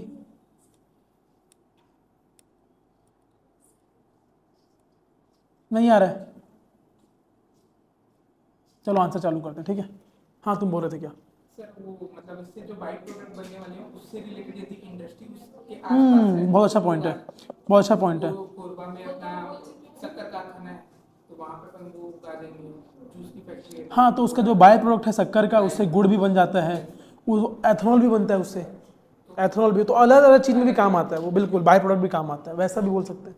चलो आंसर देखते हैं, ठीक है भाई। पहले ये आपका इंट्रोडक्शन है। हाई वैल्यू क्रॉप्स क्या होते हैं? जैसे कि फल, फ्रूट्स, वेजिटेबल, स्पाइसेस, फूल, प्लांटेशन क्रॉप और अदर मेडिसिनल प्लांट, जो हायर रिटर्न जनरेट करते हैं, जो हायर रिटर्न जनरेट करते हैं per unit of land, water and labour compare to cereals, compare to cereals, ठीक है। फल, सब्जी, मसाले, फूल, बागानी फसलों और औषधीय पौधों जैसे उच्च मूल्य वाली फसलों अनाज की तुलना में इकाई अधिक लाभ देती है, ठीक है। आर्थिक सर्वेक्षण के अनुसार, इकोनॉमिक सर्वे के अनुसार, हाई वैल्यू क्रॉप जो है वो टोटल एग्रीकल्चर आउटपुट का 50% वैल्यू देता है, जबकि उसका जो वॉल्यूम है बहुत कम है। वॉल्यूम कम है लेकिन आउटपुट का अमाउंट क्या है? ज्यादा है। हाँ प्रदीप बोल। हाँ प्रदीप जल्दी बोल, मेरी क्लास समझा, क्लास में हूँ।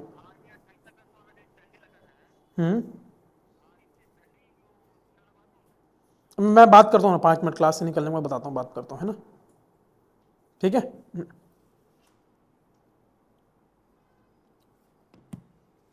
आप लोगों को समझ में आ रहा है? 50% वैल्यू क्या कंट्रीब्यूट करता है, बल्कि वॉल्यूम कम है हाई वैल्यू क्रॉप से, उसके बाद में भी, ठीक है। लेकिन आप देखेंगे वही वॉल्यूम कम है, पूरे जितना भी हम लोग का क्रॉप एरिया है उसका सिर्फ 20% कवर करता है, सिर्फ 20% कवर करता है, लेकिन आउटपुट वाइज कितना है? 50%। एरिया कितना कवर कर रहे हैं 20%, लेकिन पैसा कितना मिल रहा है उसको 50%। तो भाई जब पैसा अच्छा मिल रहा तो वही करेगा ना।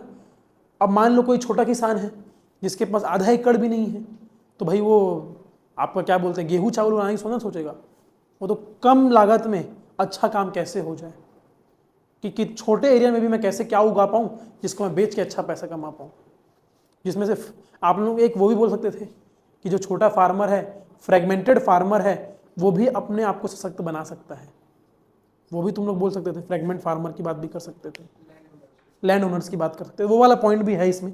ठीक है, फार्मर का कौन डिसीजन कैसे शिफ्ट होगा, उसकी इकोनॉमिक सिचुएशन को देख के, इकोलॉजिकल सिचुएशन को देख के, इंफ्रास्ट्रक्चरल को देख के, और गवर्नमेंट की पॉलिसी को देख के। ठीक है, ये सारे फैक्टर्स होंगे। अभी हम लोग इंट्रोडक्शन कर दिए, अभी आंसर में देखेंगे कि कैसे कैसे फार्मर इन्फ्लुएंस होगा हाई वैल्यू क्रॉप की तरफ। ठीक है, क्यों इन्फ्लुएंस होगा वो हम लोग देखेंगे। आप समझ रहे हैं, जबकि वे सकल फसल क्षेत्र के 20% से भी कम क्षेत्र पर कब्जा करते हैं, किसानों का HVC हाई वैल्यू क्रॉप की ओर रुख करने का निर्णय कई आर्थिक परिस्थिति, ढांचागत और नीतिगत कारकों से प्रभावित होता है। चलो देखते हैं। ठीक है, ये आपका आ जाएगा एग्रो क्लाइमेटिक, जलवायु और प्राकृतिक संसाधन कारक आ जाएगा। जलवायु, agro climatic and natural resources factors आएगा। आप देखेंगे महाराष्ट्र में ग्रेप, आप देखेंगे नासिक में मेनली करके ठंडा इलाका है महाराष्ट्र में, नासिक, जहां पे अंगूर का उत्पादन होता है।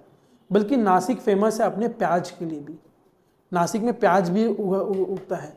लेकिन अभी बहुत सारे किसान प्याज को छोड़ के ग्रेप्स की ओर जा रहे हैं। रीजन यही है, वहां के एग्रो क्लाइमेटिक कंडीशन। ठीक है, grapes in Maharashtra, apples in Himachal Pradesh, elaichi in Kerala due to local agro ecology. ठीक है, महाराष्ट्र में अंगूर, हिमाचल प्रदेश में सेब, केरल में इलायची, स्थानीय कृषि परिस्थिति के कारण फल फूलते हुए। ठीक है, दूसरा पॉइंट देखेंगे जो आपने बताया था, वाटर इंटेंसिव, वाटर की अवेलेबिलिटी होनी चाहिए, जल की उपलब्धता होनी चाहिए। ठीक है, जो आपके ये है आपके हाई वैल्यू क्रॉप्स हैं, आपके जो हाई वैल्यू क्रॉप्स हैं वो सारे के सारे वाटर इंटेंसिव होते हैं। आप देखेंगे सुगर केन, गन्ना और ये जो आपका बनाना हो गया, केला हो गया, इनको बनाने में काफी ज्यादा पानी लगता है। सुगर केन को बनाने में तो बहुत ज्यादा पानी लगता है। सुगर केन इसीलिए आप लोग देखेंगे जहां ज्यादा जलवायु होती है वहां सुगर केन मिलता है आपका। ठीक है, यूपीएससी ने क्वेश्चन भी पूछा है प्रीलिम्स में, क्वेश्चन पूछा है 4 क्रॉप के नाम दे दिए। अब उसमें लिखा है what are the most water intensive crops. अब बहुत बच्चे कंफ्यूज हो रहे थे, वीट भी है वाटर इंटेंसिव क्रॉप, और उसमें ऑप्शन था वीट भी था और सुगर केन भी था, तो आंसर था सुगर केन, उसका आंसर सुगर केन था उसका। ठीक है, ठीक है, और क्या लिखा है वाटर सेंसिटिव, वाटर सेंसिटिव। ठीक है, जल संवेदनशील सब्जियां होते हैं।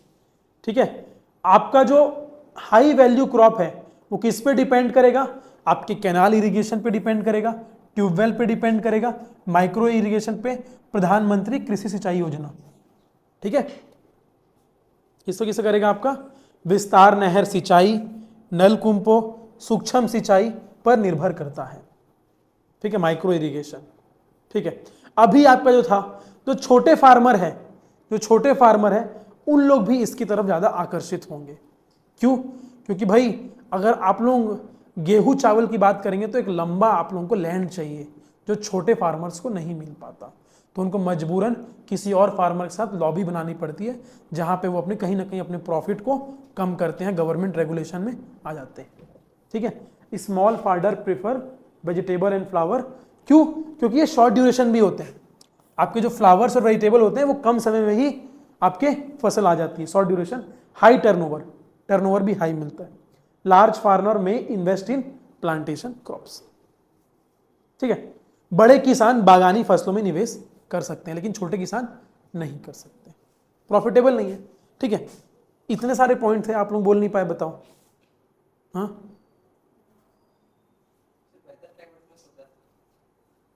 जब यहाँ आता तो तुम लोग को सब याद आता, अरे ये था वो था, लेकिन बोलने में एक भी याद नहीं आता तुम लोग को। चलो दूसरा देखते हैं। आर्थिक और बाजार कारक, आर्थिक और बाजार कारक। हाँ भाई, प्रॉफिटेबिलिटी होगी तभी तो काम करेगा ना, प्रॉफिट होगा तभी तो काम करेगा। दूसरा प्राइस वोलेटिलिटी, मूल्य अस्थिरता। ठीक है, अब फार्मर कंपेयर कर रहा है रिटर्न विथ स्टेपल, ऑनियन से, टोमेटो से, आलू के प्राइस से, जो कि फ्लक्चुएट होते हैं बट ऑफर हाई मार्जिन। ठीक है, किसान मुख्य खाद्य पदार्थों से होने वाले लाभ की तुलना करते हैं, जैसे कि प्याज, टमाटर, आलू की कीमतों में उतार चढ़ाव होता है लेकिन लाभ ज़्यादा होता है। ठीक है, आपका ये भी हाई वैल्यू क्रॉप में ही आता है, ओनियन, टोमेटो, ये सब भी, क्योंकि हम लोगों ने क्या पढ़ा था, फ्रूट वेजिटेबल। तो जो आपका ओनियन और टोमेटो ये फ्रूट की फैमिली से ही आते हैं। समझ में आ रहा है आप लोगों को?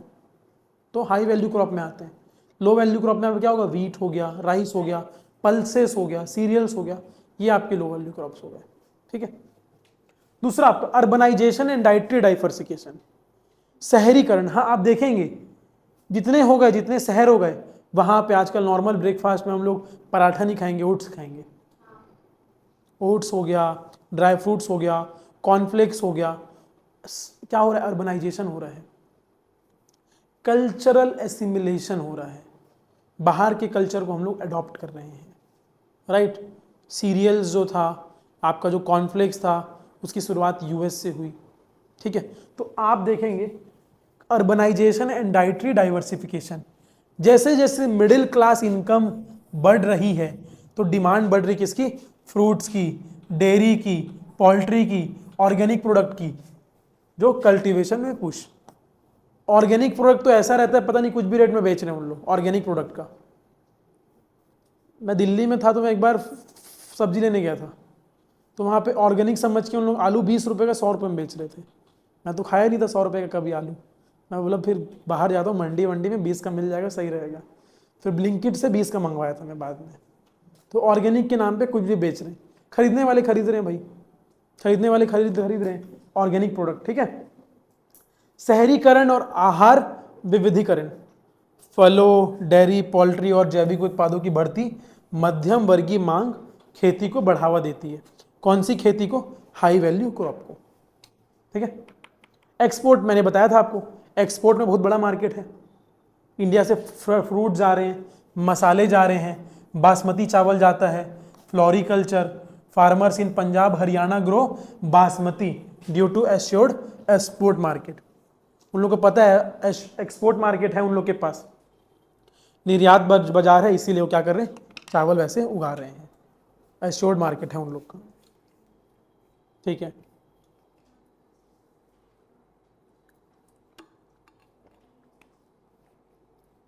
और कहीं ना कहीं गवर्नमेंट की जो स्कीम्स है, जैसे गवर्नमेंट की जो स्कीम है ऑपरेशन ग्रीन, ये बेसिकली 3 चीज के लिए top, tomato, onion, potato, tomato, onion, potato, और ये तीनों हाई वैल्यू क्रॉप्स हैं। तो गवर्नमेंट इन तीनों को बढ़ावा दे रही है। ये तीनों जो है पेरिशेबल प्रोजेक्ट हैं, जल्दी खराब होने वाले हैं, तो इनके लिए कोल्ड स्टोरेज, वेयर हाउसिंग की फैसिलिटी, ट्रांसपोर्टेशन की फैसिलिटी गवर्नमेंट प्रोवाइड करवा रही है। ठीक है, proximities to mandis, cold chain, food processing unit, mega food park, operation greens saves crop choice. ठीक है, बाजार पहुंच और रसद, मंडियां, कोल्ड चेन और खाद्य प्रसंस्करण इकाइयां। ठीक है, चलो ठीक है, इतने सारे फैक्टर्स थे आप लोगों को याद नहीं आ रहे थे, अभी और बचे हैं, अभी और आएंगे। ये लो और फैक्टर है, नीतिगत एवं संस्थागत कारक है, पॉलिसी और इंस्टीट्यूशनल फैक्टर है। आप देखेंगे production link incentive for food processing, जितने भी फूड प्रोसेसिंग इंडस्ट्रीज है भाई, अगर आप टोमेटो बनाते हो तो केचप का उपयोग करो, अगर आप लोग कुछ और बना रहे हो तो आप लोग उसका, जैसे कि आजकल ना एक्सपोर्ट मार्केट में डिहाइड्रेट पाउडर का बहुत उपयोग हो रहा है। जैसे प्याज है तो प्याज का पाउडर बिक रहा है मार्केट में, क्योंकि आजकल धीरे धीरे चीज़ें सारी इंस्टेंट होती जा रही है। किसी के पास समय नहीं है कि भाई प्याज का छिलका उतारे पहले, फिर उसको प्याज को काटें, फिर सब्जी बनाएं, उनको चाहिए इंस्टेंट। सब्जी बना रहे, थोड़ा सा पाउडर डालेंगे, प्याज का स्वाद आ जाएगा, खा लेंगे इंस्टेंट प्रीमिक्स में। तो धीरे धीरे चीज़ है ना, एक्सपोर्ट मार्केट में वही हो रहा है, डिहाइड्रेट करके उसका पाउडर बना के उन लोग बेच रहे हैं। वो सब किस में आएगा? आपका फूड प्रोसेसिंग में आ जाएगा, फूड प्रोसेसिंग में आ जाएगा। आप लोग समझ रहे बात के लिए? प्रोडक्शन लिंक इंसेंटिव, PLI मतलब प्रोडक्शन लिंक। उससे क्या होता है, जितना आप प्रोडक्शन करोगे ना उतना ज़्यादा आपको इंसेंटिव मिलेगा। जैसे गवर्नमेंट बोलती है आप जितना ज़्यादा सोलर लगाओगे सोलर पैनल, उतना हम आपको बिजली में फ़ायदा देंगे, उतनी ज़्यादा हम गवर्नमेंट सब्सिडी देगी आपको। तो ये है प्रोडक्शन लिंक इंसेंटिव। जितना ज़्यादा आप उत्पाद करोगे उतना ज़्यादा आपको इंसेंटिव मिलेगा गवर्नमेंट की ओर से। डिफरेंट सेक्टर्स में मिलेगा आपको। सोलर का सेक्टर अलग है, वेजिटेबल का सेक्टर अलग है, सबका अलग अलग सेक्टर में मिलेगा। AC में अलग मिलेगा आप लोगों को, है ना। सब्सिडीज फॉर हॉर्टिकल्चर, सब्सिडीज मिल रही है हॉर्टिकल्चर लोग वालों को। NHM national health mission, APEDA export promotion. APEDA मतलब आपका हो गया, ये हो गया agriculture production and export development authority. आप कुछ भी प्रोडक्शन करते हो, कुछ भी आप लोग एक्सपोर्ट भेजते हो, तो वो पहले एपिडा के पास जाता है। एपिडा उसका कंप्लायंसेस चेक करता है, स्टैंडर्ड चेक करता है, उसके बाद अप्रूव करता है, तभी आप उसको वापस बाहर निर्यात कर सकते हो। तो एपिडा का भी एक्सपोर्ट प्रमोशन की बात कर रहे हैं। ये सब किस में आएगा? पॉलिसी फैक्टर्स का पार्ट है। दूसरा, MSP versus non MSP crops. आप देखेंगे जैसे आपका वीट हो गया, पैडी हो गया, इसमें क्या आपका प्रोक्योरमेंट जो है वो एश्योर्ड है। प्रोक्योरमेंट जो आपका क्या है? एश्योर्ड है। अगर एश्योर्ड मतलब निश्चिंत है, निश्चिंत है। तो अगर निश्चिंत है कि निश्चिंत, सरकार को पता है, सबको पता है किसान को कि हम लोग इतना उगाएंगे तो सरकार तो हम लोग से ले ही लेगी। जहाँ पे निश्चिंतता आती है वहाँ पे डाइवर्सिफिकेशन खत्म हो जाता है। क्या लिखा है? Discourage diversification, discourage. धान गेहूं की सुनिश्चित खरीद विविधीकरण को हतोत्साहित करती है। जहां MSP नहीं है वहां किसान HVC अपनाने में हिचकिचाते हैं। Where MSP absent, farmer hesitate to adopt HVC। ठीक है, आप देखेंगे आप लोग प्रधानमंत्री फसल बीमा योजना बहुत ही ज्यादा जोखिमों से ग्रस्त नाशवान फसलों के लिए कवरेज महत्वपूर्ण साबित हो रहा है।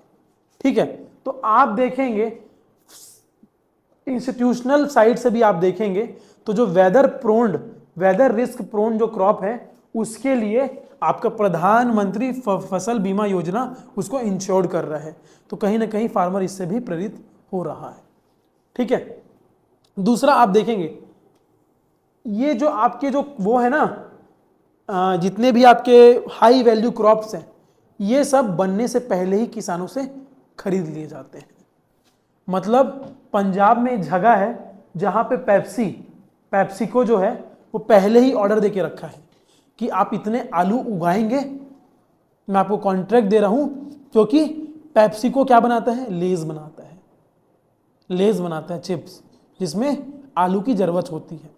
और उस लेस को बनाने के लिए उन लोग को एक स्टैंडर्ड साइज का आलू चाहिए होता है। आप लेस देखेंगे, लेस के एक चिप्स इतने बड़े होते हैं, तो छोटे आलू में इतने नहीं आएंगे। एक आलू में बड़े उनको एक साइज चाहिए, एक क्वालिटी चाहिए।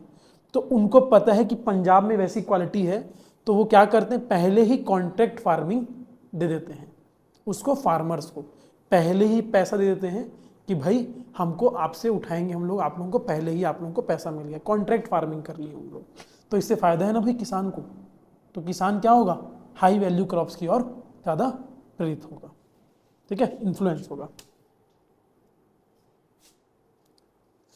ITC के ई चौपाल संबंध सुरक्षित अपनाने को प्रोत्साहित करते हैं। ITCs जैसे आपका पेप्सिको कंपनी है ना, वैसे आपकी ITC भी कंपनी है।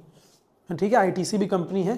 तो उसका जो ई चौपाल है वो भी आपको एनकरेज करता है HVC को अडॉप्ट करने के लिए। ठीक है, हाँ भाई, और फैक्टर देख लो, खत्म नहीं हुआ अभी, फैक्टर और है, आप लोगों के पास ही नहीं रहता है फैक्टर। इसके बाद कंक्लूजन है बस। ठीक है,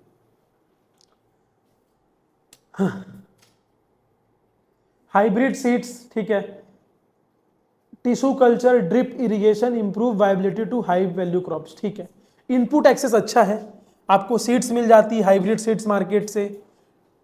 टिश्यू कल्चर, ड्रिप इरिगेशन जो है वो काफ़ी अच्छा है। ड्रिप इरिगेशन मतलब क्या होता है? ड्रिप इरिगेशन जो जिसका हर एक बूंद क्रॉप्स को पहुंचता है, ड्रिप वाइज, ड्रिप इरिगेशन। हाँ, रूट के पास ही रहता है। आप लोग देखेंगे ना, खेत वेत में जाएंगे तो एक नल रहता है, ऐसे गोल गोल गोल घूमते रहता है, सब तरफ पानी आते रहता है, ड्रिप इरिगेशन। ठीक है, क्योंकि ना एक मतलब वो हर तरफ थोड़ा थोड़ा होल रहता है ना उसमें, सो डैट पानी, ड्रिप इरिगेशन मतलब ड्रिप वाइज आता है पानी। अगर मैं एक साथ नल खोल दूं, पानी गिरे तो भाई वो सॉइल भी तो खराब हो सकता है ना, एक साथ पानी जाएगा और वही बूंद बूंद आएगा तो धीरे धीरे उसको न्यूट्रिशन मिलेगा। पानी, समझो बात को, रूट में पानी जाएगा तो धीरे धीरे न्यूट्रिशन मिलेगा उसको, प्लांट जल्दी ग्रो करेगा, है ना। ठीक है, एक्सटेंशन सर्विसेज। ठीक है, जो आपका Indian council for agriculture research है, KVK लेड ट्रेनिंग, आपका ये हो गया खादी एंड विकास वो इंडस्ट्रीज हो जाएगा। ये दोनों ट्रेनिंग है, ये आपकी कल्टीवेशन और पेस्ट मैनेजमेंट पे बात करते हैं। जो आपका Indian council for agriculture research है, ये बेसिकली आपके जो वो होते हैं क्रॉप्स होते हैं और जो सीड्स होते हैं उन पे रिसर्च करते हैं। ये ICAR जो होते हैं वो आपके इसके खाद्य मंत्रालय के अंदर में आते हैं, मिनिस्ट्री ऑफ एग्रीकल्चर के अंदर में आते हैं, जो कि फूड क्रॉप्स और आपकी एग्रीकल्चर सीड्स पे रिसर्च करते हैं, राइट। तो उन्होंने भी इसकी अवेयरनेस के लिए और कल्टीवेशन के लिए बात किया, पेस्ट मैनेजमेंट के लिए, तो अच्छी बात है। ये पॉइंट रिपीट हो रहा है।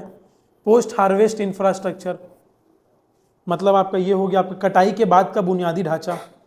कटाई के बाद कोल्ड स्टोरेज फैसिलिटी होनी चाहिए, आपका पैक हाउस होना चाहिए, खराब होने वाले नुकसान को कम करते हुए। ठीक है, 30% for fruit vegetables as per NSSO। दूसरी बात है, आप लोग इतना मार्केट बनाओगे, इतना सब कुछ प्रोडक्शन करोगे, लेकिन आपके पास मार्केट ही नहीं होगा बेचने के लिए, तो कहाँ बेचोगे? एग्जैक्टली, तो मार्केट भी है। सरकार आपको ONDC, open network digital commerce दे रही है, जो कि फ्री ऑफ कॉस्ट है। आप लोग अपने प्रोडक्ट को लिस्टिंग कर सकते हो बिना कोई कॉस्ट के, ओपन नेटवर्क डिजिटल कॉमर्स। ठीक है, ENAM, electronic national agricultural marketing, जहां पे आपकी क्रॉप की वैल्यू क्या है वो आप लोगों को इजीली पता चल जाता है। आपकी क्रॉप की वैल्यू क्या है, कौन से रीजन में क्या रेट में बिक रहा है, आप कहाँ पे बेच सकते हैं, ये सब पता चल जाता है आपको ENAM में। एग्रीकल्चर के बहुत सारे स्टार्टअप है, निंजा कार्ट, डी हार्ट, जिससे क्या होगा, आदमी को, किसान को जो भी बना रहा है उसकी मार्केट में क्या प्राइस चल रही है उसकी डिस्कवरी हो जाती है और फार्मर उसको रिटेलर तक के लिंक इजीली कर सकता है। फार्मर को किसी के उसकी जरूरत नहीं है, मार्केट की इंटरमीडिएट्स की जरूरत नहीं है, जो कि सब क्या करता है, प्रेरित करता है। ठीक है, एक केस स्टडी है, नासिक महाराष्ट्र में अंगूर किसानों ने अनुकूल जलवायु, ड्रिप सिंचाई अपनाने, यूरोपीय संघ को निर्यात के लिए एपिडा सहायता और सहकारी नेटवर्क के कारण अनाज की खेती से विविधता अपनाई। परिणाम, भारत दुनिया के शीर्ष 10 अंगूरों निर्यातक में शामिल हो गया, top 10 exporters of grapes in India. ठीक है, Nashik Maharashtra grape farmers diversified from, पहले क्या था, सीरियल्स में था, लेकिन due to supportive climate, good drip irrigation facility, APEDA से मैंने बताया, एपिडा से असिस्टेंस मिलता है। आप कुछ भी एक्सपोर्ट करते हो तो आपको एपिडा का अप्रूवल लेना होता है। ठीक है, ये भी आपका खाद्य मंत्रालय के अंदर में आता है। Export to EU, cooperative networks, result, India emerge among world top 10 grape exporter. ठीक है, कंक्लूड कर देते हैं अब आंसर। हाँ, कंक्लूजन है भाई। Farmer decision to grow high value crop is a multi dimensional calculation of, पहले वो अपना रिसोर्स देखेगा कि मेरे पास कितना रिसोर्स है, संसाधन का आधार मेरे पास कितना है, मेरे पास जोखिम सहने की क्षमता कितनी है। क्यों, हाई वैल्यू क्रॉप है, अगर लॉस होगा तो भी उसको अच्छा खासा लॉस होगा, सिंपल सी बात है ना। रिस्क एपेटाइट कितनी है आपकी, ठीक है, मार्केट एक्सेस कितना है और राज्य से सपोर्ट कितना मिल रहा है हम लोग को, स्टेट सपोर्ट कितना मिल रहा है, ये सबको मिला के it is a multi dimensional calculation, ठीक है। For inclusive rural transformation India must, क्या लिखा है, समावेशी ग्रामीण परिवर्तन के लिए भारत को यह करना होगा, पहला माइक्रो इरिगेशन और कोल्ड चेन नेटवर्क को सुधारना होगा। आपकी जो सूक्ष्म सिंचाई है, सूक्ष्म सिंचाई और शीत श्रृंखला नेटवर्क को सुधारना होगा। शीत श्रृंखला network, cold chain facility network, ठीक है। प्रोवाइड प्राइस स्टेबलाइजेशन फंड, मतलब क्या बोल रहे हैं, मूल्य स्थिरीकरण कोष फंड और इंश्योरेंस फॉर पेरिसेबल, जैसे आपकी प्रधानमंत्री फसल बीमा योजना हो गई, जो प्रोडक्ट खराब होने वाला है उसके लिए आपको इंश्योर्ड बीमाकृत है वो, कि भाई खराब भी हो जाएगा तो बीमा से हमको पैसा मिल जाएगा किसानों को, ठीक है, उसको हम लोग को प्रदान करना होगा। तीसरा आपको क्या होगा, क्रॉप डाइवर्सिफिकेशन करना होगा, थ्रू एमएसपी में रिफॉर्म लाना होगा। मतलब जो एमएसपी हम लोग व्हीट और राइस के लिए दे रहे हैं, वही एमएसपी अब हाई वैल्यू क्रॉप्स के लिए भी गवर्नमेंट को प्रमोट करना पड़ेगा। क्यों, जिससे क्या होगा, क्रॉप डाइवर्सिफाई होगा। क्रॉप डाइवर्सिफाई होगा तो फार्मर्स को पैसा मिलेगा, फार्मर्स को पैसा मिलेगा और जिससे उनकी इनकम क्या होगी, डबल होगी। ऑर्गेनिक फार्मिंग भी आएगी, देश की जीडीपी भी बढ़ेगी, एग्रीकल्चर भी बढ़ेगा और लोग वापस से फार्मिंग में जाने के लिए प्रेरित होंगे। देखेंगे आप लोग, जब से ऑर्गेनिक फार्मिंग आया है और ये सब आया है, देश वापस से उस तरफ जा रहा है। आजकल लोग जो बाहर से पढ़ के आ रहे हैं, जो कई लोग स्टार्टअप में काम करते हैं, बहुत सारे लोग स्टार्टअप में काम करते हैं, अच्छे लाख लाख रुपए कमाते हैं, लेकिन वो 2-3 साल बाद आईटी में काम करने के बाद अपने घर जाके चालू करते हैं। बहुत से स्टार्टअप बने हैं, अच्छे अच्छे फेमस स्टार्टअप बने हैं, जो कि क्या बोलते हैं, इसका काम करते हैं, ऑर्गेनिक फार्मिंग में काम करते हैं और अच्छा खासा बिजनेस क्रिएट कर लिए हम लोग, है ना, हॉर्टिकल्चर से। एफपीओ लिंकेज, ठीक है, farmer producer organisation, farmer producer organisation linkage and value chain finance, ठीक है। एफपीओ लिंकेज होना चाहिए, मूल्य श्रृंखला वित्त के माध्यम से फसल विविधीकरण को बढ़ावा देना होगा। ये हम लोग सब पढ़ेंगे, एमएसपी रिफॉर्म्स, एफपीओ क्या होता है, सब पढ़ेंगे हम लोग, ठीक है। हो गया क्लैरिफाई।